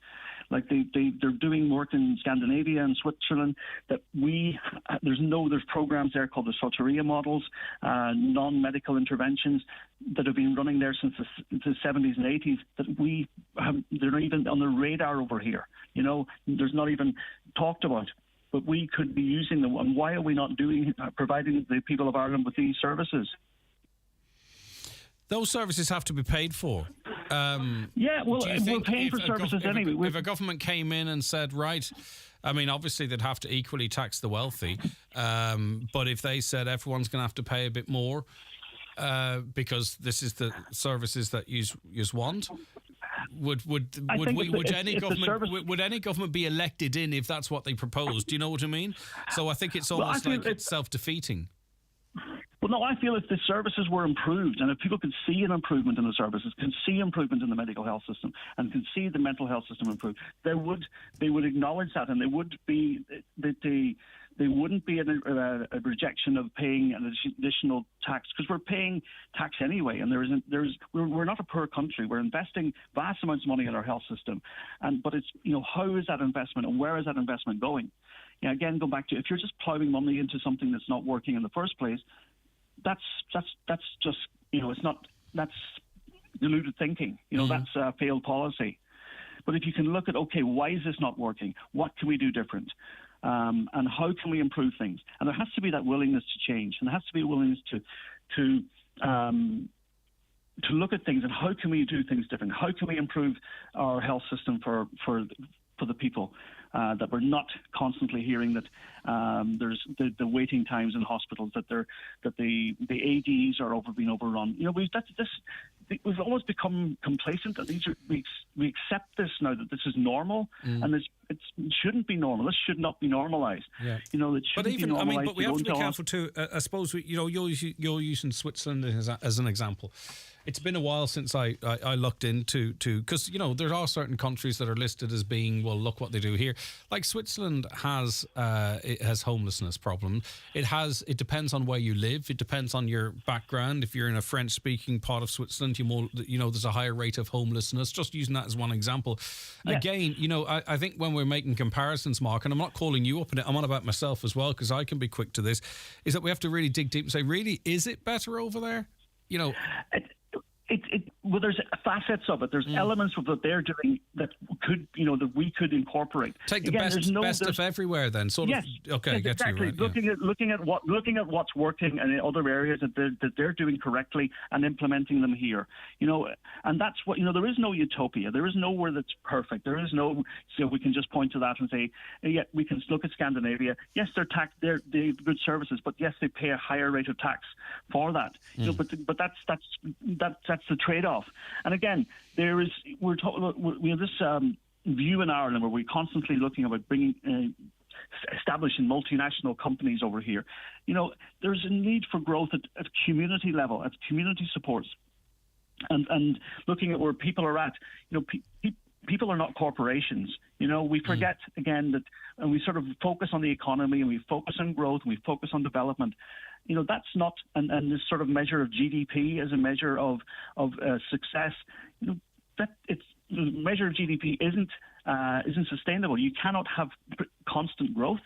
If you have you have to have supports there for the people that are providing the growth. It sounds to me like, I know where you're coming from, right? But it sounds to me like this world's not set up for us to live like we should. I mean, because obviously there are certain rules in terms of taxation that we have to abide by within the EU. I mean, we have to ask the EU permission to lower VAT rates on diesel at times. Don't get me wrong.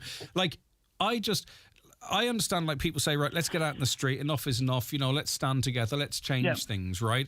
But who's going to change them? I don't think the current government can be compelled to do so. I don't think Sinn Féin, for example, will promise what you want at the next election. So in terms of how people can affect change, right, the type of change that you want if they agree with you, who do they vote for? Like, who do you vote for? Because the promises that you want will not even be, that what you want won't even be promised at the next general election. So what are we standing up for? What are we uniting for? What are we showing solidarity for? Because I think sometimes maybe just doing that is occupying our minds, but not actually taking away from the reality that who delivers this change? Because the real decisions we can make are at the ballot box. But who do you vote for? Yeah.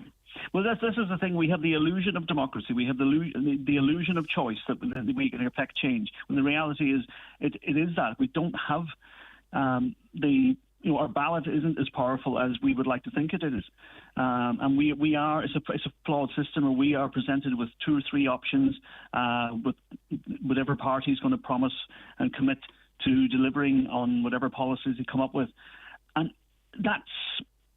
But I think what should be happening is that the parties would need to be listening more to the people and serving the people, as opposed to serving their own political agendas and party agendas.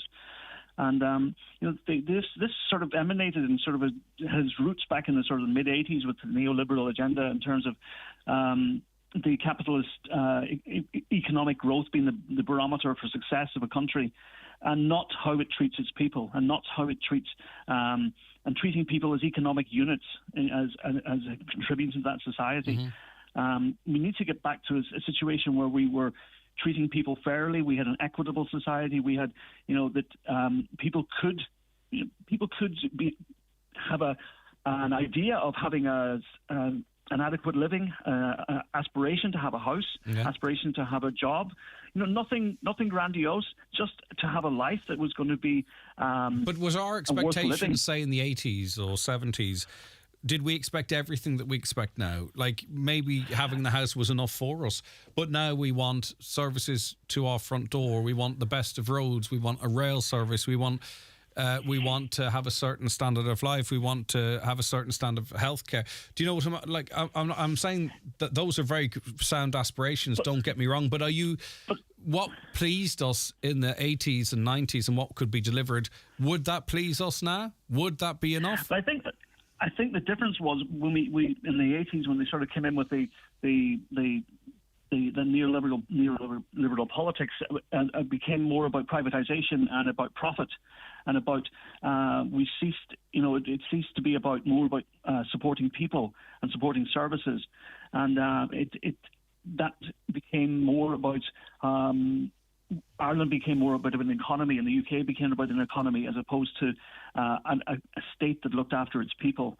And looked after cradle to grave, looked after the youngest, the oldest, the most vulnerable, disabled people. That we don't have the situation now where we have the queues at hospitals, that we have a failed mental health service.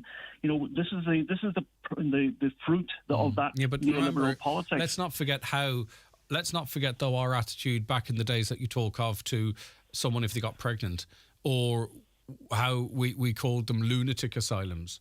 You know what I'm on about. Like you look back as if I'm not saying it was. I'm not saying back in the day. I'm not trying to cut the legs from under you on this either.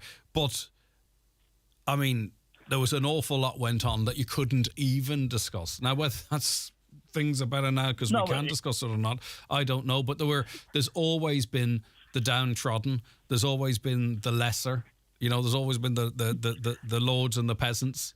Do you know what I mean? Historically, I don't know how. I think we do it in a different way now. But really, are things any different now than they were 50 years ago, 100 years ago, 150 years ago?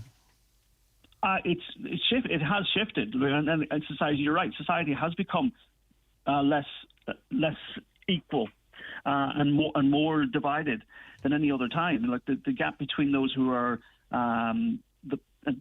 running the companies and running the organisations and the average person who's delivering healthcare or delivering mental work has never been wider. You know, when there is this, it's almost like why did we end up here? How do we end up here? But it's the implementation of the successive government policies that have led us to this point. You know, this, as I said before, this is almost the second quarter of the 21st century, and we are. This wasn't in the script, or it shouldn't have been in the script for us. We should be now in a situation where we have security in how our older people are going to be cared for, security in how our disabled people are going to be looked after. But you know what has gone wrong, and all I see is that the successive governments failing people and promising to alleviate change and affect change, and nothing happens. But the majority, do you think the majority, like you can't? I don't think anyone should be left behind. Don't get me wrong, but the majority of people that say, for instance, go through the health service might say, the surveys would suggest that they have a very positive experience. You know, there are way more people accessing mental health services than are unable to access them. Even when we talk about the school transport every year, you know, 95% of people are satisfied with it, but 5% are not. But I'm not saying this as a defence or it's just to tease out the conversation. Are things for the majority of society as bad as you're outlining them? Lots of people have lovely new cars. Lots of people are in big houses. Lots of people are going on holidays. Look at Dublin Airport. It's chock-a-block. Do you know, like... But by the same token, there is a significant proportion of people who are feeling abjectly. You know, it's not just people who are in the margins. There are a lot of people. We have over 10,000 people who are homeless. You know, that's an indictment to any government policy. We have homes that are falling down and crumbling. I mean, that is an absolute disgrace. And again, I'm only saying this stuff to try and have the conversation, Mark. Right? We've a population in the Republic of Ireland of in excess of 5 million. Obviously, when you have a homeless problem, there's a certain amount of them. It's not like just giving them accommodation. They need wraparound supports as well, because there could be other issues there. It's completely unacceptable that there is that level of homelessness, right? But how does that rank in international terms? You know, like if we were, there shouldn't be 10,000, but when you have a population, is there an inevitability going to be a level of homelessness? As I say, please, I don't want listeners to think that I'm in any way saying anything is okay, but it's just, Mark, you understand, I hope.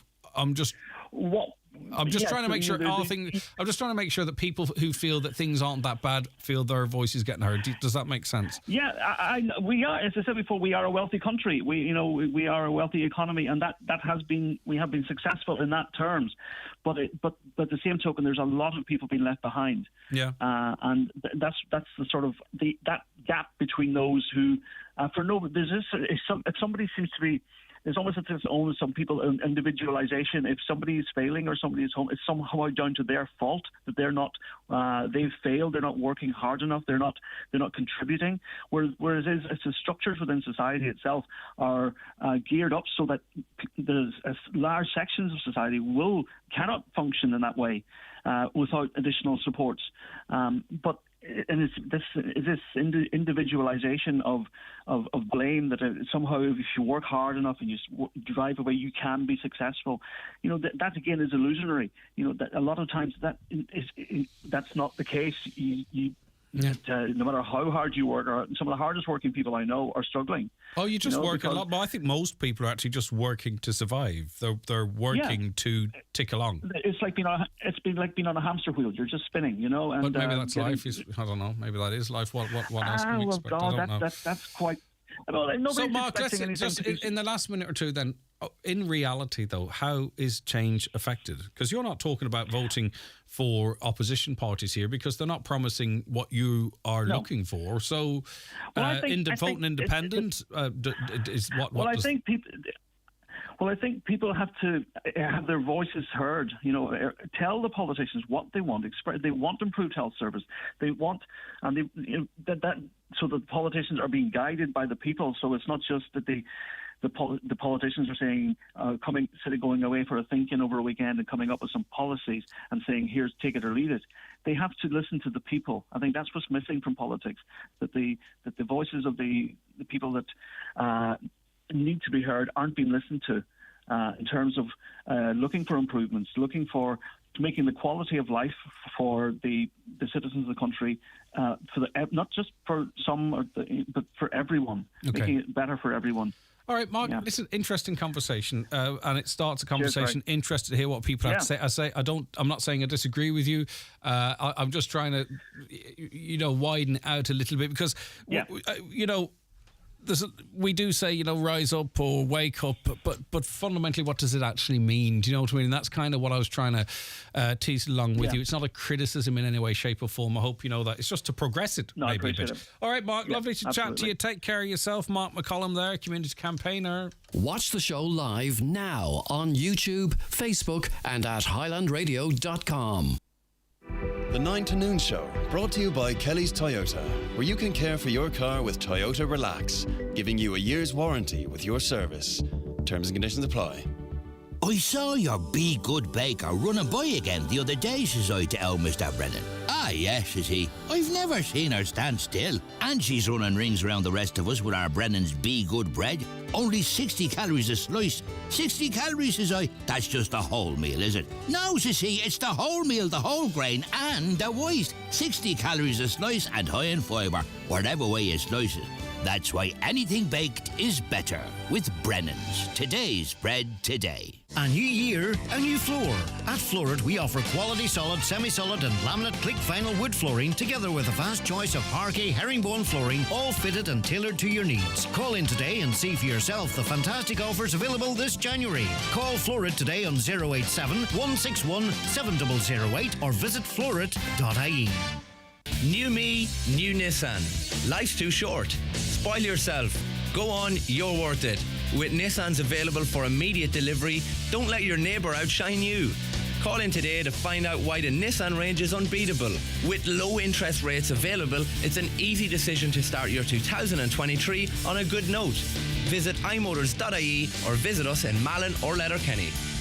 Stylish nights and memorable delights await at radsligo.com with our fantastic January sale. Escape it all with 25% off B&B stays and enjoy a well-deserved breakaway. Indulge in afternoon tea overlooking Sligo Bay, relax with a treatment at the spa, enjoy a delicious meal in the Brasserie and Waves Bar, or surround yourself with the best of Sligo's outdoor pursuits right on your doorstep. 25% off sale ends 31st of January. Book now at radsligo.com. A new season of The Score returns this evening. There's a preview of Donegal's league opener against Kerry with Highland's own Martin McHugh and Tim Moynihan from Radio Kerry. There's ladies football with Maxie Kern and Donegal hurling with Mickey McCann. Plus, we hear from Finn Harp's manager Dave Rogers on how the pre-season campaign is developing. That's on the return of The Score this evening just after the 7 News.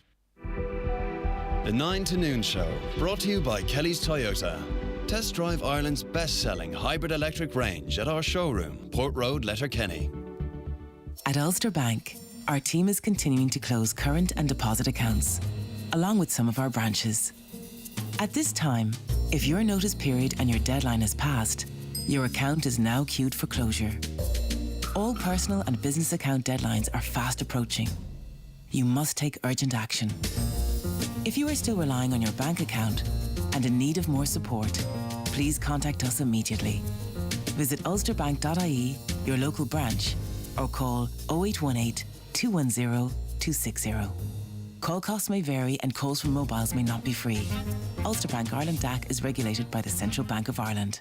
Don Meats set to buy Kildare Chilling. For more in your Farmer's Journal, here's Paul Mooney. We look at what the deal means for sheep and beef farmers. Or be it to ratchet up farm audits for all farmers. We reveal factory prices vary by over €300 for the same animal. Sheep farmers squeezed as costs rise and prices fall. We have the latest on the controversial Quilcha forestry deal. And could virtual fences be a game changer for farmers? Only inside this week's Irish Farmer's Journal. You cannot afford to miss it. Get ready for Ardra's first festival of 2023 from Friday the 3rd to Monday the 6th of February. Their country and western festival kicks off with Patsy Kavanagh and Shuni Cramsey in concert on Friday. Afternoon entertainment with Gypsy Rovers, and on Saturday night, a Lynn Boyle and many more acts. The Country and Western Festival, Ardra, St. Bridget's Bank Holiday Weekend. Lots of accommodation available. See ardra.ie. Have you an account with Ulster Bank or KBC? Yeah. Do you get a social welfare payment into your account? Yep. Your bank is leaving the Irish market. Yeah, that's right. Have you switched to a new bank and updated your new account details with the Department of Social Protection? Updated? You need to let us know your new account details to ensure you continue to get your social welfare payment. The quickest way to update your account details is online at mywelfare.ie. Oh, okay. Thanks. Brought to you by the Government of Ireland. Highland Radio weather updates with Ireland West Airport. Salah, Ninnis, the Beatles. You can now fly to Liverpool 8 times a week with Ryanair this summer. Ireland West Airport. Don't just take off, take it easy. All right, dry with good spells of winter sunshine. Highest temperatures of 7 to 9 degrees in night. Light north to northwest breezes. We're joined on the programme now by Dr. John Donoghue, Senior Clinical Psychologist with Donegal Cancer Support Centre. Good morning to you. Thank you for joining us. Thanks ever so much, Greg. Really appreciate your time to speak with you this morning. No, it's an important thing that's coming up. Living with Uncertainty webinar is taking place on Tuesday, the 31st of January, and it's focusing on learning how to live well after a cancer diagnosis. I presume people who've received that diagnosis or someone close to them, have an understanding retrospectively, but people are getting this news all the time. And I suppose, how are we equipped to deal with that? I think that it's worth saying that it's actually surprising to a lot of people that the difficulties arise for people, particularly psychologically, really in the aftermath of treatment. Because when people are being overseen by their doctors, by their nurses, it's almost like they have a wraparound around them, and they're going through their treatment and they're developing a kind of a routine. And that's actually quite a stabilizing feature psychologically. There's also sometimes an element of camaraderie, because they might find themselves, their treatment coinciding with other people's treatment, or they might travel to treatment with other people, and there's a support, a little bit of a support bubble there. Yeah, when they're in the chemotherapy suite, they're often seeing the same people round about the same time over the course of maybe 2 or 3 week cycles. So absolutely, they do develop a relationship with people who are going through very similar sets of circumstances. And of course, they'll develop relationships with the staff there at the hospital as well. They'll see the same people. They'll receive generally the same treatment, during the course of their sort of treatment cycle. But of course, that has a certain finite amount of time, and that generally comes to an end.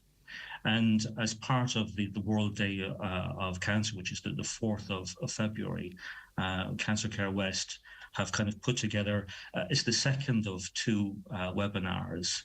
The first was held just before Christmas, and now we have our second one coming up, as you say, on the 31st.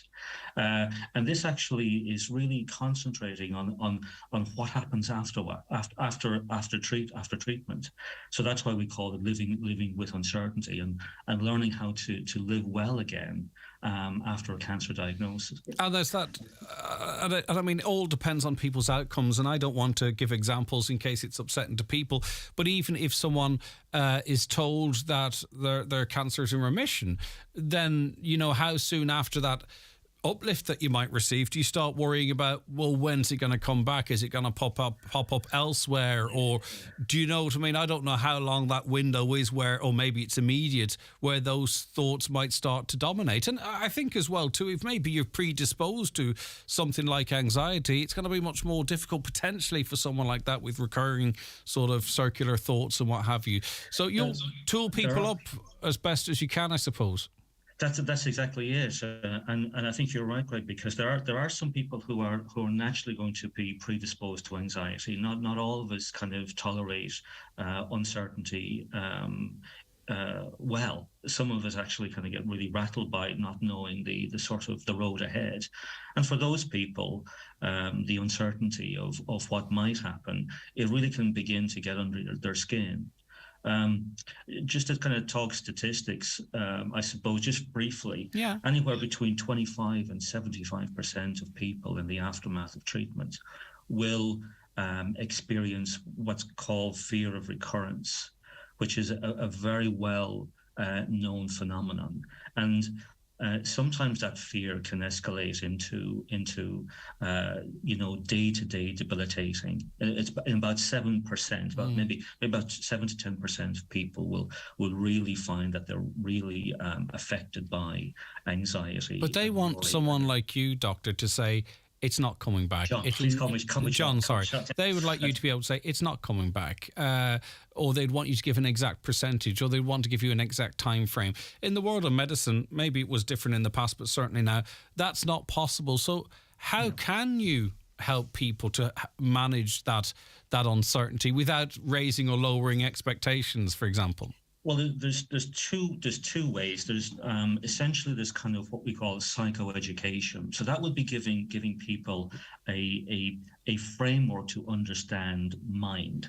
Now, mind is a complicated thing, but it has an element of biology, and it has an element of psychology. So we would kind of one of the things in the webinar which will be talked about is we'll be talking about ACT, and ACT is a psychological therapy which has part of it a sort of an explanation of how our mind works in terms of response to threat. So when we're threatened, what gets activated neurobiologically, and when people have an understanding of that, they can kind of understand why the alarm bells are kind of going off in their mind really radically. And then, so that's the psychoeducation bit. The second bit will be the actual kind of techniques. Now, I won't get into kind of too much of that here, but in the webinar, we'll be talking a little bit more about various techniques that people can use and begin to habitualize. The key area in those techniques is practice. We're trying to kind of tone down the alarm bells so that actually they don't get to be the in the driving seat as much, and actually increase capacity to kind of live proportionate, isn't it? I mean, you can't eliminate a fear of cancer research, but you have to put it into context and into and allow space for living within, around that. It's worth saying as well, it's unwise to turn the alarm bells off. Yeah. Just like it would be unwise to kind of turn the alarm off on your car and leave it outside wherever overnight. We want a certain amount of vigilance to be present, but we don't want that vigilance to be so activated that you're sort of paralyzed completely. So it's getting that kind of balance correct. Okay. And also orientated towards kind of living as well as you possibly can moving forward. You have a couple of speakers, amongst them Dr. Katie Barrett, a psychologist, and Mary Kate Kelly, a counsellor. Yes, there's tried and tested. This is tried and tested. You know what I mean? Like the tools that will be discussed, the conversations they are proven to help people.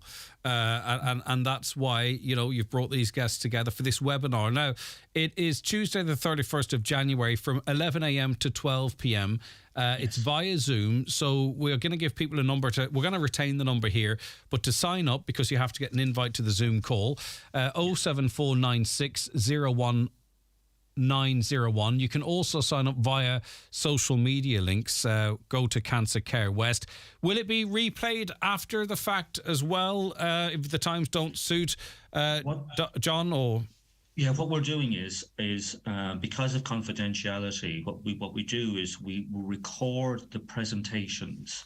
So it runs over about an hour. There's about 20-25 minutes per. So Katie will speak for the first 25 minutes, then Mary Kate will speak, or vice versa, depending. And then that part of the presentation will be recorded. So and the question and answer bit, that's actually, a lot of people will be asking questions, obviously. So we don't record that bit for the cases of confidential. And if it's okay, John, I'm sure if they're invited, I think this might... Sorry, there's a slight delay here. Of course, you're going to cut out the bit that could identify people after the fact, I understand.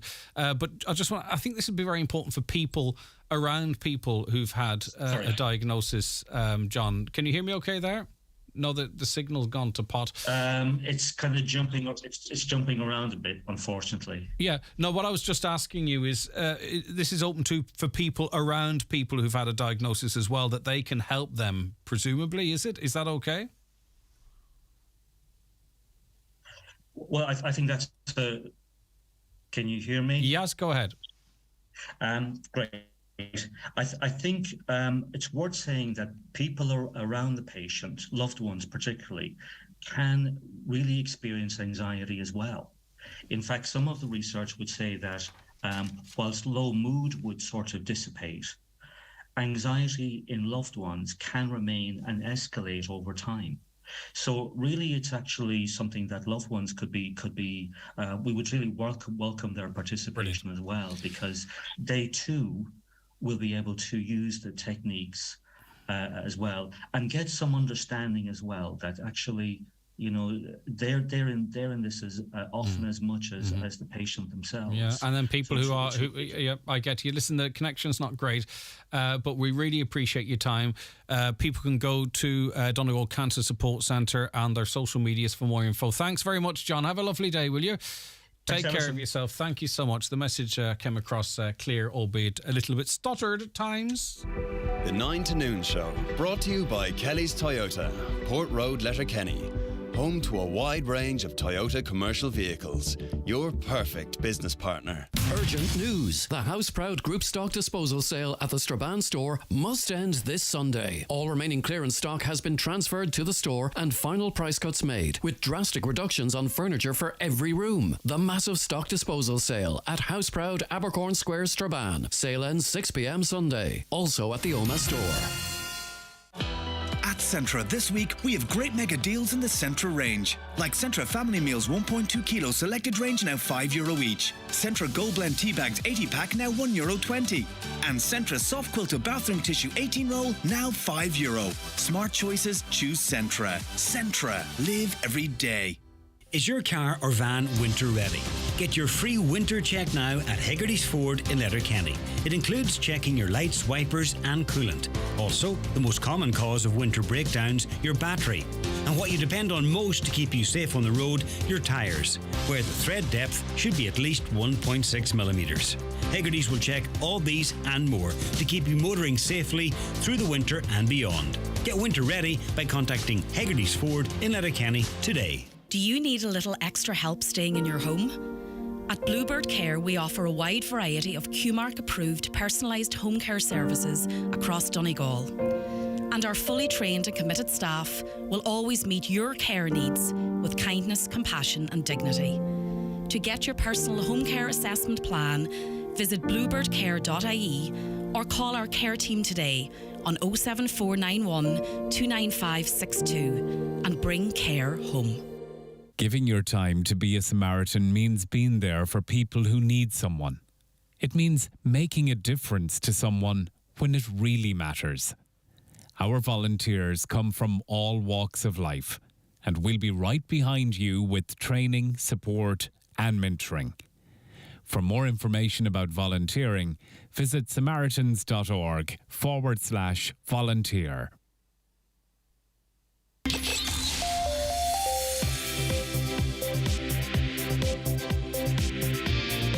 The county's #1 talk show, The 9 till Noon Show on Highland Radio. OK, it is 11 o'clock, time for a news update. We say good morning now to Donna Marie Doherty. Thanks, Greg. Good morning. The clinical lead with the Now Doc service says the plan to vacate the current Letterkenny base at Old Town and move to the hub on Kilmacrenham Road will improve services and facilities for both doctors and patients and is not linked to the ongoing review of the Now Doc service.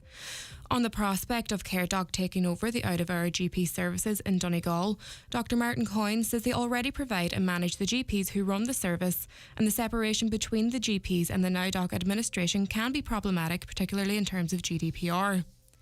Over 38,000 have been waiting over 18 months for a health scan in hospital. They are among 251,000 people who are waiting for a CT, MRI or ultrasound as an outpatient. The HSC says funding has been provided to address the problem under the 2023 waiting list action plan. The number of people awaiting beds in Letterkenny University Hospital continue to fall. Reports show a total of 3 people waiting for beds, with only one of those being in the emergency department. Sinn Féin is seeking a cross-border meeting to discuss what could be significant delays in delivery of the Riverine Park project. West Tyrone MP Orla Begley says she's received a letter from the chair of the Riverine Community Forum expressing concern at the delays in the project linking Strabane and Lifford. She wants the 2 councils to meet with a party delegation as quickly as possible. A Buncrana councillor says the housing crisis in Inishnowan has never been so acute. Councillor Jack Murray says there are already long waiting lists for social housing, with the added pressure of homes impacted by the defective blocks in the area. He's welcoming the 56 new homes being constructed as part of the Rockytown development Phase 2, with work set to go in tender in June and commencement early next year. And finally, Donegal County Council's parking section is to increase enforcement of the Sprackburn Drive area of Letterkenny. A recent meeting of the Letterkenny-Milford Municipal District was told cars parking on the footpath at the junction with High Road often block the vision lines of drivers and make getting out of the cul-de-sac unsafe. That's all for the news now. We'll be back at 12 noon. So close, Donna Marie. Thanks very much indeed. And the news team I'll back. never forget the first time we arrived at our beautiful lodge. Our cosy base for the next week of fun. We cycled through the forest for hours and whooshed down the rapids. Again and again. And again. Remember when Dad couldn't even hit the board at archery? And when the ducks wouldn't stop following our boat? We'd never giggled so much. It really was something special. And that's why we love to go back. Start your story today. Centre Parks Ireland. Family forever. Book now at centreparks.ie. The 9 to Noon Show, brought to you by Kelly's Toyota, home of genuine Toyota parts and accessories at Port Road, Letterkenny. Okay, you're very welcome back to the 9 till noon show. Just to let you know, if you want to register for that webinar, Living with Uncertainty, Managing Fear of Cancer Recurrence, it's on Tuesday the 31st of January, runs from 11 a.m. till 12 p.m. The webinar is provided via Zoom, so you will need access to your mobile or a tablet or your computer. 07496019001 is the number to call if you want to sign up, or you can sign up via their social links, cancercarewest.ie and so on and so forth. All right, let us see. I want to play a request for Patrick and Phyllis Peoples. They're married this day in 1953 in St. Eunan's Cathedral in Letterkenny. Happy anniversary, Patrick and Phyllis. Would like to send get well wishes to Rodney Bogle in Ballyshannon, who's in Sligo University Hospital. Get well from Jerry and Sinead in Bundoran, and all of us here, of course, in Highland Radio. Happy birthday to James Patton from Nana Gaga Doherty. Happy second birthday to James Patton, Maharaboy Letterkenny. Love, Kathy, Tim, Matthew and Harry and Holly. James, a popular young lad today. Happy birthday, James. Have a second birthday on the way myself in the not too distant future.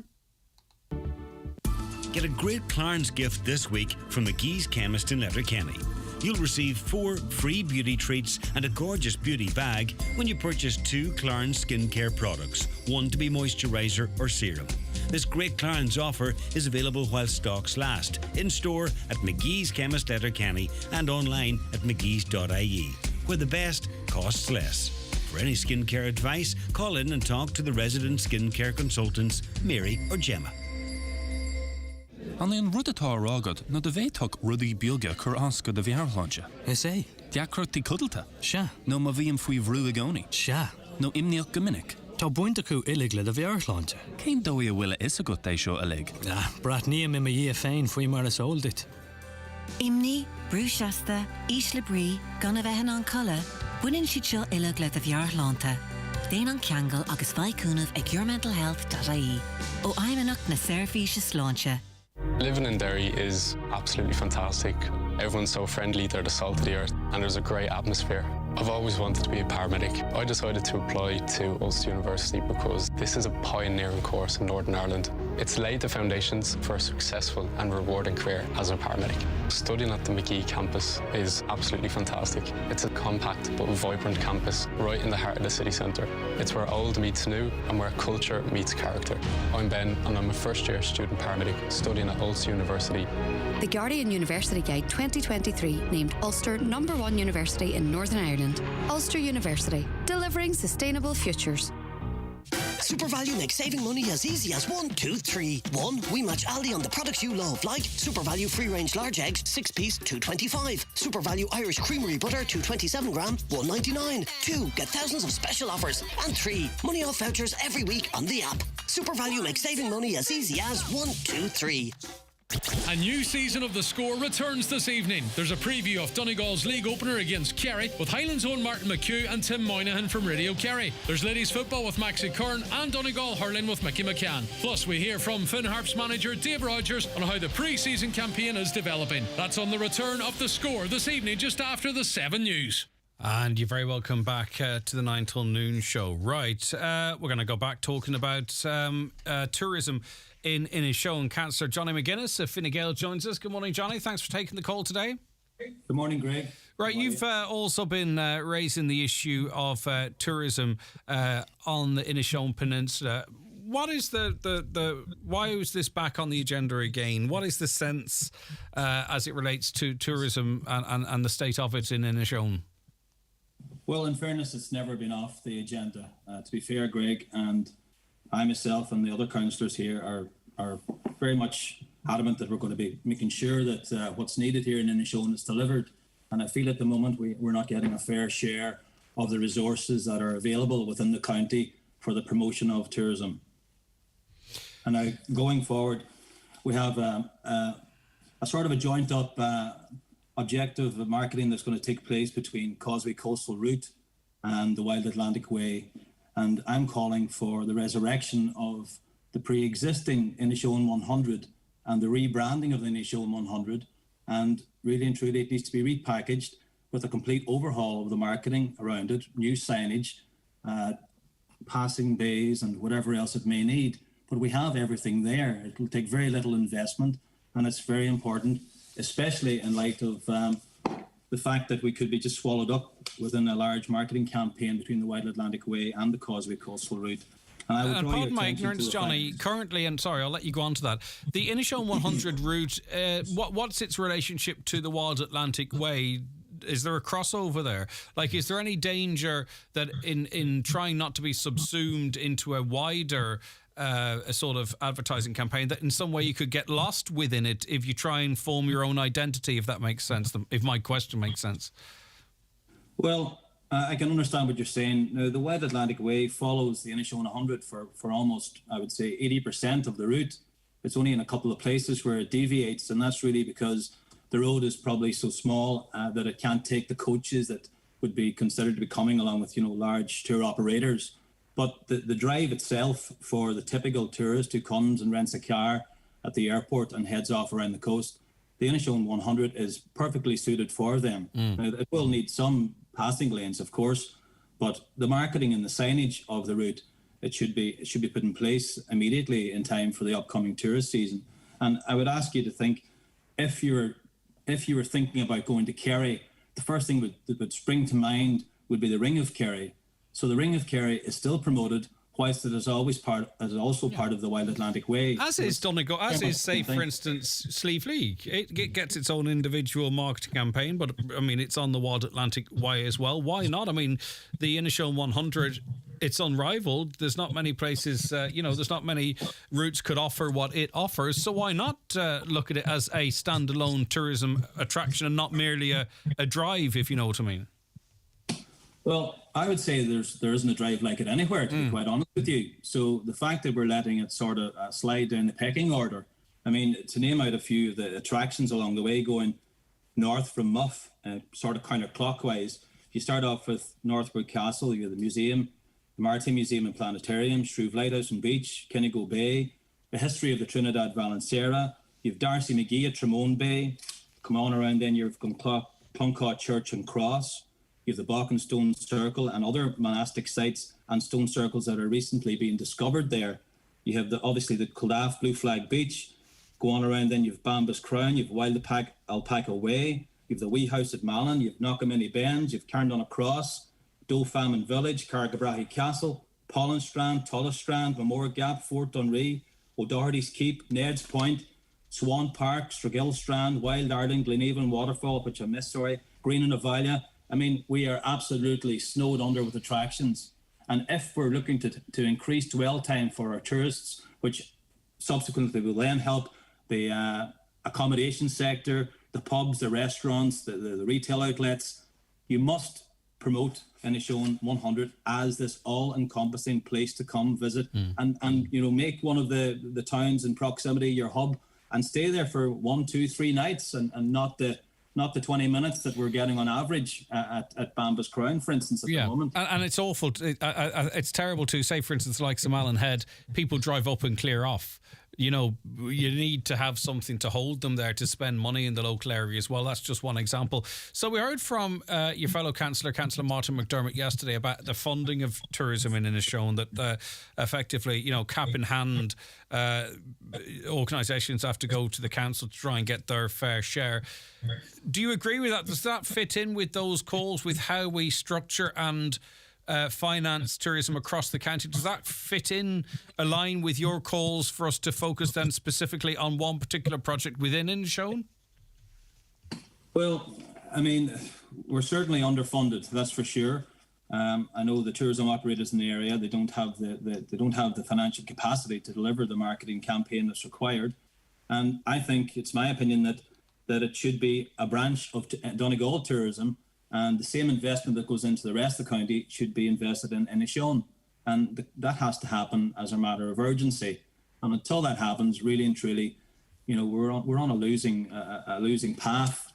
And I think it has to change immediately in order to have a mark on the upcoming season, because it'll take that 10, 12, 14 weeks to put in place a campaign that will have any sort of positive reaction then on the ground as far as footfall numbers, overnight stays, and the actual spend for the upcoming summer. And really and truly, the businesses along this drive, the businesses of Inishowen, they're just hanging on by a thread right now. The cost of electricity, the cost of the wages have gone up. Everything is just skyrocketing out of control. And even keeping the doors open this time of the year is very, very hard. And in fact, it's proving beyond the reach of many small businesses. And it's the small businesses that are the fabric of our society here, and they're the largest employer nationally, not just in Donegal. So if the small businesses are hurting and they're no longer viable, then we're looking forward for some very stark times in relation to employment. And the reason we're having this conversation too, and you've outlined it earlier on, and I think it's a legitimate thing, legitimate concern. You're concerned, aren't you, that if people are planning, and a lot of people plan their holidays, that they will effectively do Causeway Coastal Route, hop on to the Wild Atlantic Way below the peninsula, or vice versa, that they will go, ugh, is it really worth going all the way up there and down? And that's why specific focus has to be put on the Inishowen 100 to make them realise that, yes, you do need to do this, or actually you can just come and do this shorter route and not go near the Causeway route or the Wild Atlantic Way. Is that really what's led to you? I know you've outlined it, but I just want to be really clear in my own head. That's really where we're at. Well, I mean, the fear is that somebody coming in with a long journey ahead of them, we all run behind schedule. It happens, especially when you're on holidays and picking up the car goes wrong, or whatever goes wrong. You get to Muff and you decide, will we just cut across here? Will we go on to Letterkenny? Will we go to the west in the county? Are we really going to go up there? What's up there? We've read the reviews, and the reviews are saying there's nothing at Bamba's Crown. Don't bother yourself. That's just really what happens. Now, Malin Head is supposed to be one of 3 signature points along the Wild Atlantic Way. There's no investment there. A signature point is supposed to be a point of great interest that spurs the tourist to make the effort to travel there. Now, the tourist that goes there, they're getting there, they're not even sure, are they there? And they're subsequently writing reviews saying, don't bother yourself. So we have to shout louder right now, and we must get the investment necessary for the signature point, and we must get the investment for the Inishowen 100. Yeah. Who has to take the bull by the horns here? Like, in other words, is this Fáilte Ireland? Is this the council? Is this Inishowen Tourism? Because obviously this needs to be marketed if your wishes were to be followed through on. This has to be marketed nationally and internationally. So what agency do you think needs to take this on board, these calls on board? Well, I think firstly it must start on the ground. So, with the tourism operators locally, then with the elected representatives, then we should make the approach to Fáilte Ireland and Tourism Ireland. And I think that each municipal district should have a representative on the Fáilte Ireland board, and they should be regularly invited to attend, and they should be maybe in the employment of Fáilte Ireland. But at present, I don't believe that we are getting the investment that we truly deserve. And until that happens, we are going nowhere. So I will shout up every tree, and I implore the other councillors to join in and help deliver the message to those that need to hear that we need proper representation, proper and fair marketing of our attractions and our routes, just for us to remain in existence. It's of grave importance now that the businesses in Inishowen get the most footfall in this upcoming season, or else they won't be there next year. It's as simple as that. Johnny, thank you very much for your time. I appreciate it. What do you think? 086 60 25,000. That's Councillor Johnny McGuinness of Fine Gael. Does that, let's get to some comments here now. Does that make it okay today, Greg? History does not make the levels of service today acceptable. That comes in from Liam. Of course it doesn't. But what I'm saying is if we look retrospectively and say, oh, well, in this, it was like this then, right? That's not realistic either. Or to say it's like this in Switzerland. Again, we say that, but let's dig into that. Say, is that the case? Were things better in the past? Because we always feel they are. I mean, anyone who's got parents will know their parents told them about how things used to be great, but you look into the history books, were they? It's not a contradictory point. It's trying to tease out a broader conversation. Greg, you cannot speak for Sinn Féin as they haven't got the chance to run the country yet. I think they have yet to get the chance to prove themselves good or bad. Then you can speak, coming in from Union. Not speaking for Sinn Féin, but what I'm saying is what Mark is aspiring to. No political party is promising that or hasn't in previous elections. If you listen to what he was actually stating, I mean, obviously parties are promising to improve mental health services, to improve education, but the wider point as to a completely different way as to how we view the country in terms of, well, you heard Mark what he was talking about, how being money orientated and all that type of stuff. You're 100% right. We have illusions of democracy that we would need every community stand a local person to challenge each seat. Let the present parties know that we've had enough and it's time to listen to us for a change and not the EU. The corporation, not big tech and civil servants. The parties don't care. They promise one thing and don't really care once elected. Time to change the civil service within the parties. They seem to have more control in some cases. Mark speaks excellently, but if you allow the governing parties to ride roughshod through democracy, democratic equality measures like the intensive marketing conditions, like Postergate, etc., they'll continue to get away with it. The fabric of society is changing and not for the better. I totally agree with Mark. There needs to be more voice for change and stop accepting the status quo. We have a TD in our town who shouted constantly about what he'll do when he got into power, yet I don't see him delivering anything. This country was run better 40 years ago. I totally agree with Mark. I think it's time to see more individuals starting to stand for election and bringing collective change. Political parties are only self-interested. The Ireland we want is not the one we are living in. But then if you look at independence, often people might say, and I'm not saying this of any independents in Donegal, but, you know, they're there to feather their own nests or for their own interests as well. It's complicated because then you have people who get behind someone and then they turn on each other as well, because everyone, when you think a certain way, it's very hard to get an awful lot of people that align with the way you think. You know, it can be divisive. A caller says the only way we're going to change governments is you don't vote any of them in again. Put the ordinary Joe Soap in the door, like Paddy Diver, who was instrumental in getting that Micah situation out there in the public eye. We, the ordinary people, see what's needed, but the government look after themselves, not us. We sure see that in a show on the Forgotten People. Yeah, sure, time for change. Get them all out. That being said, again, the majority of people may well be saying, or a good portion of them, is that, you know, the measures brought in terms of electricity are working. I see from the credit union the sentiment is through the roof. You know, an awful lot of the same people will be returned after the next general election. You know, so not everybody is anti this, that and the other, or pro that, this, that and the other either. Hi, Greg. My daughter just back from Venice. 4 nights and flights. Guess how much? €170. Why would anyone holiday in Ireland? Last weekend, Donegal, one hotel was looking for €179 for 1 night stay for myself and my wife. 170 for 4 nights in Venice. It's all right, isn't it? Mark is right. Our elected reps should listen to what the people want, but the problem is too many are apathetic. Greg, great interview with Mark. All his points that were made were correct. Another, government should set up a section to get to know people's needs. It's easy to talk about what's available, but is anyone asking what the people need? Which is a very good point too. How can you service deliver if you don't know exactly the services that people require? Let's hear Sinn Féin justify their election expenses. Where's the voice of Donegal Sinn Féin today? Well, we had a journalist on out talking about them. Next time we have a Sinn Féin rep on, a Dáil rep, of course, we'll be asking them those questions. Good morning, Greg. Super shocked by a home electricity bill received yesterday. €479 for 2 months for a family of 5. Now, we had a caller earlier on whose bill was $500. There's $479 for 2 months. It was self-submitted reading, so it was 100% correct. It wasn't estimated.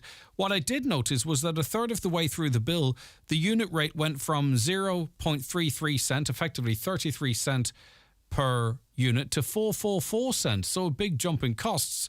Their supplier is Energia. I wonder, could any listener or experts give advice on the best value supplier at the moment? Thanks for all your team and for you. Okay, listen, thanks for the comments. I won't read them out, but I appreciate it. If you have access to the internet, if you go onto a switching website, they will give you the costs, the estimated annual costs per electricity supplier. I think that's the best way, really, to do it. So go on to any of the switcher websites. You input your details, it'll give you your calculated bill, how much you can expect to pay over the year, and it will tell you what you can expect to pay from other suppliers. Simply switching in and of itself can be enough to save you money. Everyone's complaining about there being no being no health or housing, but if you look at all the extra people in the country, no wonder there's no country can cope with it. Again, I get what you're saying, but our problems predate the arrival of 70,000 people. I mean, we have a population here of in excess of 5 million now. And before, an extra 70,000 people came in, and that's the figure, 50 odd from Ukraine, 20,000 international protection people, 70,000 people across the country of this size with a population of in excess of 5 million. Percentage-wise, in terms of the increase in population, what's less than 2%? The country was pretty in a bad state if it can't absorb that, isn't it? I mean, when we see other countries like Germany and Belgium, millions of people they've taken in, our figure is minute. We must have been in a bad state if an extra 70,000 people, especially when you consider how many extra we can accommodate in the summer, for example, millions in the summer, no problem, plenty of space then. But 70,000 people seems to have brought us to a halt, to a standstill. It's as if housing and education and health were perfect before these 75 people. And I'm not in any way taking a side in that debate. What I'm saying is that, you know, how bad was it that was the tipping point? Morning, Greg. We're heading down the country for 3 nights, bed and breakfast in a hotel, €40 a night in Mayo. That's all right, isn't it? Not bad. Hi, Greg. Young and middle-aged people are leaving this godforsaken land, as they describe it.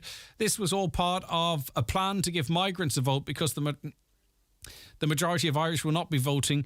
Can I just say there's no logic? Some people say that people are being brought into this country to upset elections. Again, for example, Ukrainians, the majority of, half of them are children. Okay, they can't vote. The other half make up about 30,000 people. And then you have got 20,000 international protection people who don't have a vote. Okay, so whatever about the conversation, please, if you think that our government in any country would be capable of importing the right people to vote for them, I mean, also, you can't dictate how they vote. They might well vote independent or Sinn Féin. Who's to say they would vote for the government? Again, I don't mind. I really appreciate the text, but it doesn't make any sense that you try and get young Irish people to leave and then offer international protection to other people in some way to swing an election. It doesn't make sense to me. But if you see how it makes sense, please text in 08660 25,000. Maville Panto Group, good luck tonight with Alice in Wonderland. They're running 11 shows. All the best from a proud mommy. There's another thing I was asked to mention here as well while I was at it. Where is it? It is a fundraiser. Yeah, okay. It's Stars in Their Eyes. It's an aid of Calais Community Hub. It's taking place on Saturday, the 4th of February. Saturday week, isn't it? The special guests on the night. It's followed by a DJ to late. It's in Ongrianon Hotel, which is a beautiful venue, of course. So what are you doing Saturday, the 4th of February? There's a couple of things on, but you might want to go to Stars in Their Eyes in Calais Community Hub. Tickets are on sale from Facebook via PayPal. Matt's Takeaway, McLean Fuels and the Alt Bar. And we've got contact numbers for you here as well. So it sounds like a good night out. Stars in Their Eyes, followed by a DJ. And he's supporting Calais Community Hub there. Can the poor councillors who travel to the Micah 100% redress demonstration claim expenses from the council for their trip? No, and they can't. It's not like that. All right, listen, but I appreciate your gesture, presumably your suggestion. It's tongue-in-cheek, I imagine. Okay, back with some more shortly. Watch the show live now on YouTube, Facebook and at highlandradio.com. The 9 till noon show brought to you by Kelly's Toyota. With over 45 years of experience, trust us to help you on your electric journey. Go full Lidl for a trolley full of savings. Clean up with W5 sponges, cleaners, furniture polish, wipes and formal detergent capsules, all for a sparkling $8.38. And all for less than 1 pack of Persil 3-in-1 non-bio capsules, 26 washes in Tesco. Don't get rinsed. Go full Lidl to shop without compromise. Lidl, more for you. Urgent news. The house-proud group stock disposal sale at the Strabane store must end this Sunday. All remaining clearance stock has been transferred to the store and final price cuts made, with drastic reductions on furniture for every room. The massive stock disposal sale at Houseproud Abercorn Square, Strabane. Sale ends 6 p.m. Sunday. Also at the Oma store. Don Meats set to buy Kildare Chilling. For more in your Farmer's Journal, here's Paul Mooney. We look at what the deal means for sheep and beef farmers. Or be it to ratchet up farm audits for all farmers. We reveal factory prices vary by over €300 for the same animal. Sheep farmers squeezed as costs rise and prices fall. We have the latest on the controversial Quilcha forestry deal. And could virtual fences be a game changer for farmers? Only inside this week's Irish Farmer's Journal. You cannot afford to miss it. At ESB Networks, we're connecting Ireland to a clean electric future. And as part of the National Smart Metering Programme, we're now installing smart electricity meters in your area. Your new smart meter will reduce the need for estimated bills, help you to manage your electricity usage more efficiently, and enable you to access smart electricity products and services. We'll contact you before your meter is installed. Find out more at esbnetworks.ie/smart meter. The CAO application deadline of 1st of February is fast approaching. Don't miss the opportunity to add Ireland's highest ranked university to your CAO choices. Trinity College Dublin offers over 100 undergraduate degrees, 170 clubs and societies, and so much more. Our world-class lecturers and beautiful campus in the heart of Dublin City have been inspiring generations for over 400 years. Visit tcd.ie/CAO and be inspired. That's tcd.ie/CAO.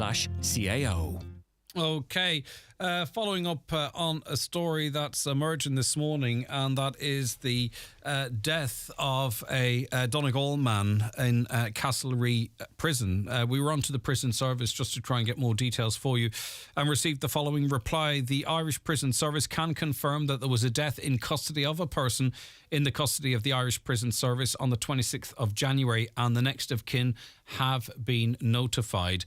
They say this death in custody will be investigated by the Irish Prison Service, the Inspector of Prisons, and on Garda Síochána where circumstances warrant.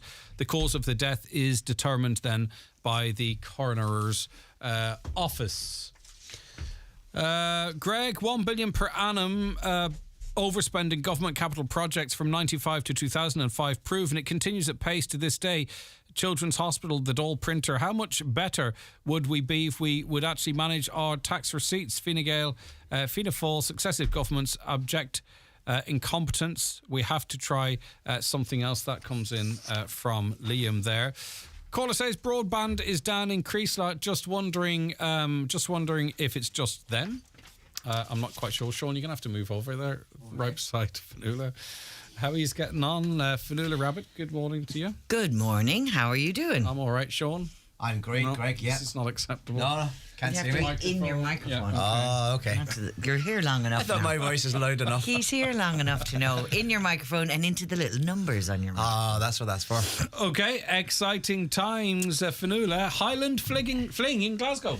Yes, we are very excited about this. Over the years, we have done trips in which we've brought people away and we've taken them all around the country. Well, Galway and Athlone. And that's all around the country. Where else is there?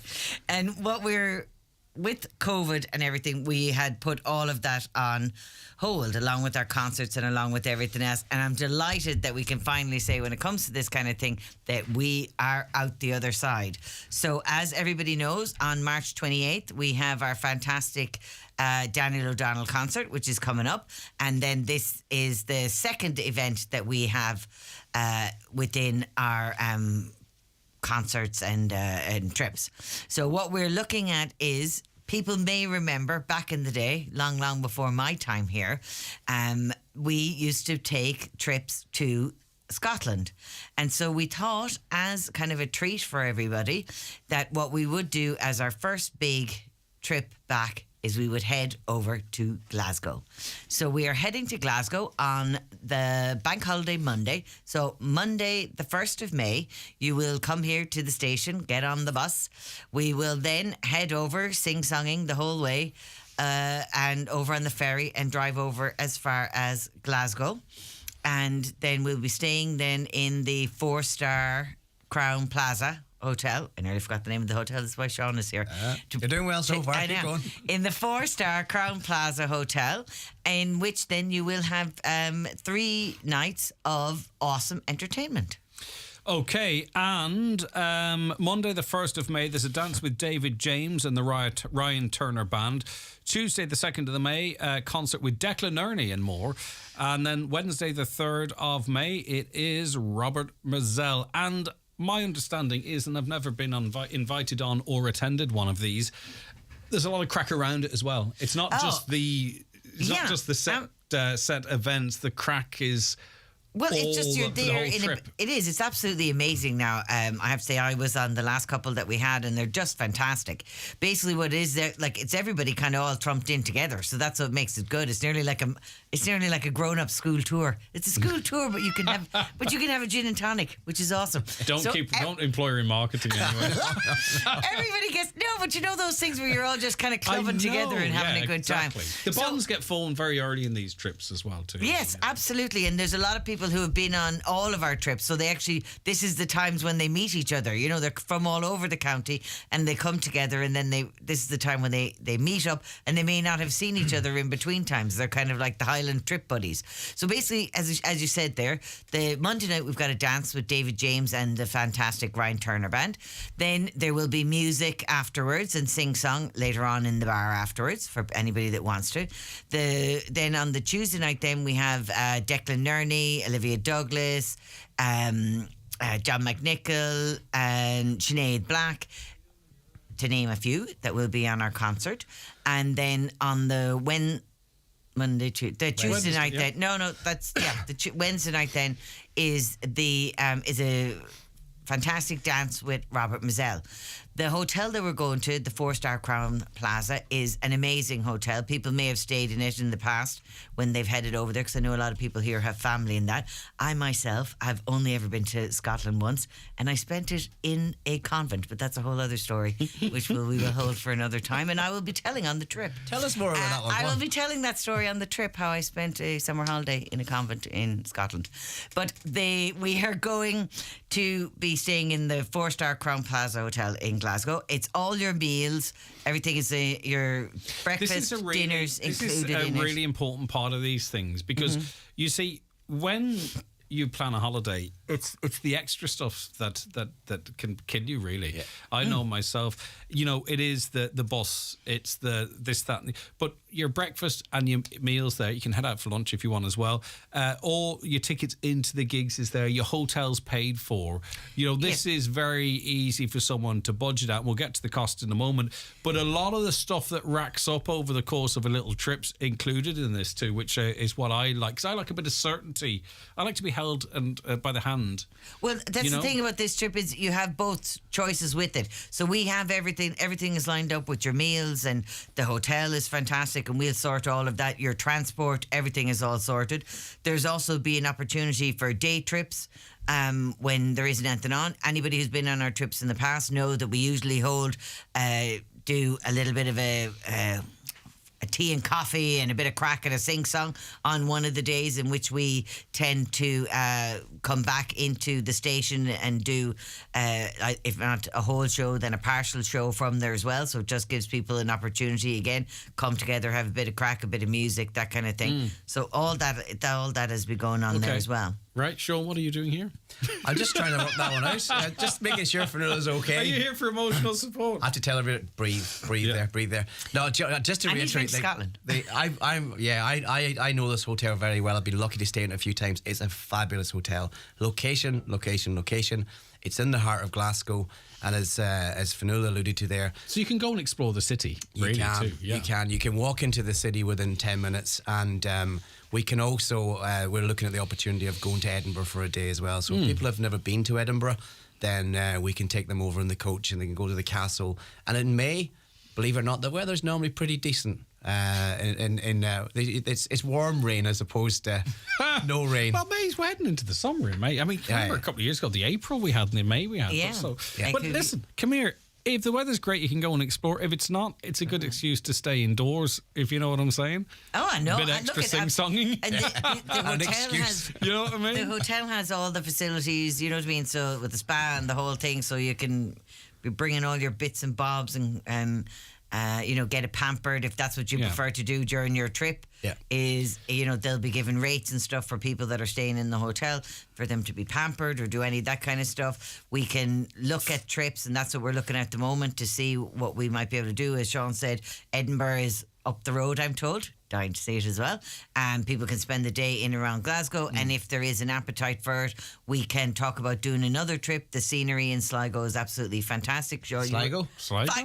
Sligo, it is. Scotland. It's I'm actually sorry. Loch Lomond. It's about 25 minutes from Glasgow, and it's like a mini Donegal. It's Yeah. beautiful. It's the route up to the Highlands of Scotland, and it's worth a visit. All right, just to recap for anyone just tuning in, what we're talking about here, it's and it's great that we're back doing this kind of stuff. It's just around the corner too. I'm one of these people.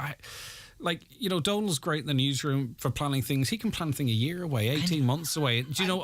It's fantastic if you can do it. I can't. May, just around the corner, enough for me. It's the 1st to the 4th of May. It's Highland Radio's Fling in Glasgow. We are offering you, excuse me, 4-star accommodation in the beautiful Crown Plaza Hotel, breakfast and dinner and entertainment each evening, luxury coach transport, so you don't have to worry about a thing. On the Monday, dance with David James and the Ryan Turner Band. Tuesday, concert with Declan Nerney and more. And you heard Fionnuala mention some of the other great acts that in and of themselves would be headline acts. And then on Wednesday the 3rd, Robert Mazel. And cost-wise... So the cost of this is going to be €575 per person sharing. There is a slight single supplement, so people can give me a call if they want to have a conversation about it here. At the moment, the way we did it, we've done it in the past and we're still going to continue to do it again. You do not need to pay this all in one go. I don't want anybody out there panicking to think, oh God, you don't have the money today. Basically, give us a call, put your name down, send us €100 deposit, and then you can just pay it off along the next couple of weeks, next couple of months to get yourself ready for it. It doesn't have to be a major outlay straight away. It also, we will be having an opportunity for people to be able to purchase online if that makes it easier for them. We're trying to set that up now at the moment, that again you can just go in and just kind of pay little amounts off it as you're going along. Kind of think of it like that, sort of like a Christmas club type idea that you're not have the main and Sean, thing. look, I mean, it's a considerable amount of money and it's not going to be for everyone, but there's a lot of people out there that will want to sort of get away. They probably haven't, or maybe haven't got away since, and they've been able to put some money to one side. The way I'd look at that is, if this is what I was sort of saying on earlier on, if you sort of add in a dinner a night, if that wasn't included and the price point was lower, or a breakfast, you'd be well and far in excess of this. You know what I mean? Absolutely. So it just gives people a bit of price certainty and something to look forward to if it's within their means there. If it's, and I think that Fionnuala alluded to there is the fact that if you want to put a deposit now, spread the cost over the next couple of months. It makes it easier for you, but it'll be a brilliant opportunity to come together, enjoy the crack. There's some great music there. There's some great sing-songs. I can nearly guarantee that. I can guarantee it. How's that? I'll guarantee it. There will be amazing singing. I know that for a fact. There will be. And the crack will be mighty. We'll have a good night. There'll be guitars and every bloody thing. We have a max, obviously, number. The max is 300. So we would say, if you're looking to do this, do it early. Get your name in there.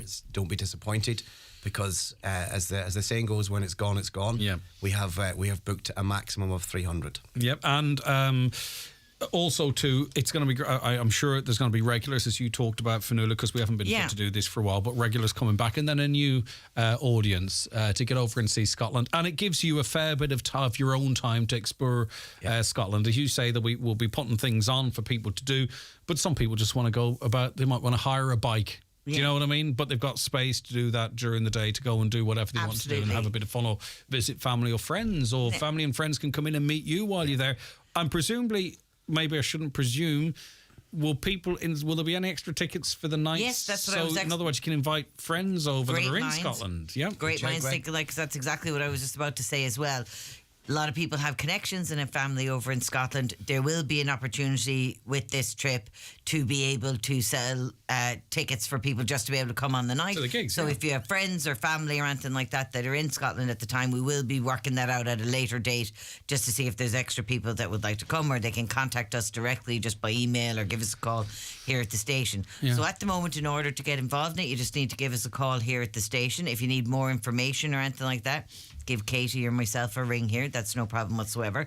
I think, it is a lot more than what it had been in previous times for the trip, because we had stayed within Ireland. But even those trips are now kind of up around the 400. Well, listen, I can say no one's gouging here. No, it's how much, unfortunately, flights, not flights in this case. Yeah, but the ferry, the accommodation, and everything that's in it. We've really the reason why we decided to go back to Scotland was not for any kind of a profit idea. It was more just that I think it's one of those things that everybody here has always talked about. How in the past we had such fantastic trips to Scotland. And I'd like to get back to it again. So, and the thing people can be guaranteed of is, and that's the one thing I think people take comfort in from Highland, is that it's going to be top class right across the board. All you have to do is drop your bag onto the bus when you get here and then pick yourself back up when you come back 4 days later. We will take care of the rest, and we will make sure that you have an amazing you take the bag time. with you. Are you going, Fionnuala? I am hoping to. Sean? Yeah, I'll go, yeah. Really? If I'm allowed. What? Somebody has to stay at home and mind the shop. Exactly. You're on the big bucks, Sean. Greg you have to wants stay. to go. You want to go. I don't. It's not that I necessarily want to go. I think it would be better. I think if you stuck me on the poster, I'd sell how many more extra places? I can stick the stage in the morning. Text in if Greg is the one thing that you need in order to make this trip. 086 60 25,000. Would it help if I went? I'm just thinking on the stage, the 9 till noon show live. Come down in the morning. I love it. There's no reason why we can't do it. Anyway, listen, it's gonna be wonderful. And as you say, like you pay £100 now, you can pay in over the next wee while, but that means your seat is guaranteed, and it is going. I've spoken to people that have come off the back of these, and I'm not just saying it because there's no advantage in me just saying something like this here. They've loved it and they talk about it now. And they were on them years ago. So it's not going to be for everyone, but if it's in people's wheelhouse, what a wonderful opportunity, and great music as well. Right, anything needed to be added other than 07491 25,000? For more details, to chat to Katie and or Fionnuala, it's the 1st to the 4th of May. It's Highlands Fling in Glasgow. That's it. Looking forward to seeing everybody there. Bye-bye. Thanks, Greg.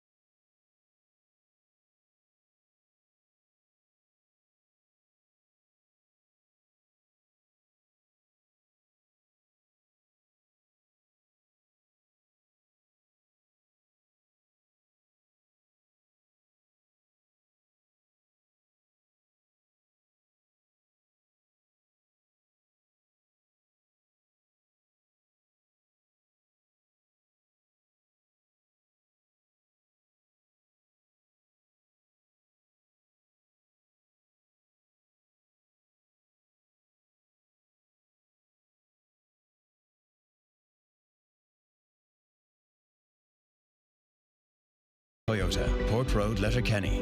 Stockists of a wide range of used passenger and commercial vehicles. The TUI Live Happy sale is here, with savings of up to €250 per booking. Free child places, even in the school summer holidays. Plus low booking deposits from €50 per person, with holidays to suit all budgets. Relax and get booking. TUI Live Happy. Offer T's and C's apply. Hello, Hill 16 Insurance. How can I help you? Up the dubs. Hi. I am looking for a home insurance quote. Righto, and what part of Dublin do you live in? I don't actually live in Dublin. Right. Do you at least support the dubs? What? I'm just looking for home insurance. Well, you're going to have to keep looking, pal, because Hill 16 is Dublin only. Get the feeling that your insurer doesn't want you? At Local Insurance, we understand your needs. Call today for a bespoke quote or find us online at localinsurance.ie. Local Insurance, we'll get you sorted. The Local Insurance Network, DAC Trading's Local Insurance, is regulated by the Central Bank of Ireland. Local Insurance is a tied insurance intermediary of Acorn Brokerage Limited. Acorn Brokerage Limited, trading as Acorn Insurance, is regulated by the Central Bank of Ireland. Like to eat well all week at amazing Aldi prices? I like the sound of that. Feed the family for under €5 with delicious spaghetti and Irish meatballs. And from January 19th, enjoy Super 6 fresh meat offers like Irish round roast beef joint. Save 20%, now only $7.99 per kilo. Or try our weekly range of Super 6 fresh fruit and veg offers, like 2-pack avocados, save 50%, now only 99 cents. I don't like it, I love it. Aldi, every day amazing. It's where you live. It's where you relax. It's where you make memories. Treat your home to a visit to Cooney's Home Interiors. We have everything in store to help recreate your home. Choose from our extensive range of suites, tables, beds, mattresses and home furnishings for every room. Cooney's Home Interiors, Letterkenny. Style and perfection at incredible value. Highland Radio weather updates with Ireland West Airport. Discover Edinburgh this summer with Ryanair's 3 times weekly service. Stunning architecture, endless winding streets and an awe-inspiring castle. Ireland West Airport. Don't just take off, take it easy. Okay, dry with good spells of winter sunshine today. Highest temperatures of 7 to 9 degrees in night, light north to northwest breezes. We're joined on the programme now by Brendan Holland. Good morning to you, Brendan. Good morning, Greg. It's lovely to speak to you. How are you keeping, Brendan? I'm fine. Thank you. Okay, and we're speaking to you about gigantism. Is that the correct pronunciation, Brendan? Well, it's actually giantism. Giantism, okay, that makes sense. Gigantic is an adjective, and you can't make a noun out of an adjective, so it's giantism. This is why I should have concentrated more in English. Thank you, Brendan. Now, talk to me about your story, Brendan. Yeah, I developed a condition. It's a metabolic or an endocrine condition, which is caused by a tumour on the pituitary gland, which in turn makes the gland overproduce growth hormone at the expense of the other natural hormones that one would normally produce. So you have this imbalance going on in your endocrine system, and it causes all sorts of side effects. And one of the main ones was I was still not shaving when I was almost 20 years old. Mm. And Brendan, what height have you grown to? 6'10". Okay. And how has it impacted on your life? I mean, not the actual height, don't get me wrong, because, I mean, there are people of varying heights, but giantism, how has it impacted on your life? You're quite right. I mean, the height hasn't really bothered me. What is bothering me now is, in my latter years, I'm 71 years old, is that, my mobility is reduced and therefore, I can't get around and I can't walk very far because I get breathless, and it's the pressure on the muscular skeletal frame, that makes life a little bit more difficult than would be for a normal person, Now, you're a distant relative of Charles Byrne and have the same condition as he. I presume that's not a coincidence, Brendan. Is there a genetic hereditary element to this? There is, yes. That was discovered in 2009 by a wonderful woman in London called Marta Corbinets, who's a Hungarian professor of endocrinology, and she discovered that the condition is in fact genetic. It's handed down from generation to generation. It doesn't it doesn't follow any particular pattern, Greg, in that, if the father has it, that it will follow that the offspring will have it. It can skip generations, so it's very difficult to predict when it will pop up. And the only way to do that is to take DNA tests, saliva samples of the children of people who have the gene, and then, if those samples prove that they are carrying the gene, then they can be kept under review by the medical fraternity. And in your case versus that of Charles, I think, or have we progressed beyond now whereby Charles Burns' remains, didn't they, ended up on display as some sort of a... Was it as an attraction? Is that how it was viewed at that time, I wonder, Brendan? Well, his skeleton was obtained by dubious means by what was then called an anatomist. His name was John Hunter. He bribed the undertaker and got his body and boiled off the flesh of it and then kept the skeleton for 3 or 4 years before admitting that he had it, and then put it on display. And when he died, and his brother then willed his collection of specimens, animal and human, to the museum in the Royal College of Surgeons, and that's how Charles Burns' skeleton ended up there. And for listeners, what is the current status of Charles's remains, his skeletal remains? Well, up until a few years ago, he was housed in a glass case under lights, and the public could come in, walk in, and have a look at it, and Okay. But now they've removed it from public view. It's only going to be available to medical students and people that have an active interest in the condition. I wonder, can anything else be determined from the remains? There is a conversation as to whether or not, and it depends on people's view, that they should be interned, that he's, laid to rest, so to speak. What's your view, Brendan? Well, I have some sympathy with that argument, but the fact of the matter is that it was through DNA testing of his teeth, with I'm comparing with my own DNA, that the lady was able to prove that this condition is in fact genetic and is endemic in East Tyrone, South Derry. That seems to be the area that's most affected by it. And we're not sure. I mean, I'm no doctor or medical professor and like that, but even the most powerful brains in medicine can't predict what other secrets the body may hold or the skeleton may hold. We just don't know that, and people are saying that he should be buried, but my own view is that I think we should be more concerned with the living than the dead. I agree. I don't remember. It's going back some time now. There was remains of someone with giantism at Critch Island, I believe. There was a big hoo-ha about people wanting to exhume those remains. I'm not sure if that ever came to pass. We did try to exhume the remains, Greg, but unfortunately we chose the wrong grave. It was the grave adjacent to it. I've since found out that carries the graves, the bones of the gelatin that was found on Critch Island. Yeah. Right. Okay. I remember now. Brendan, listen, lovely to speak to you. Thanks for your time and your views. I really appreciate it. That was Brendan Holland there. That is where we have to leave it on the programme today. Thanks to all of you for being with us, either watching or listening.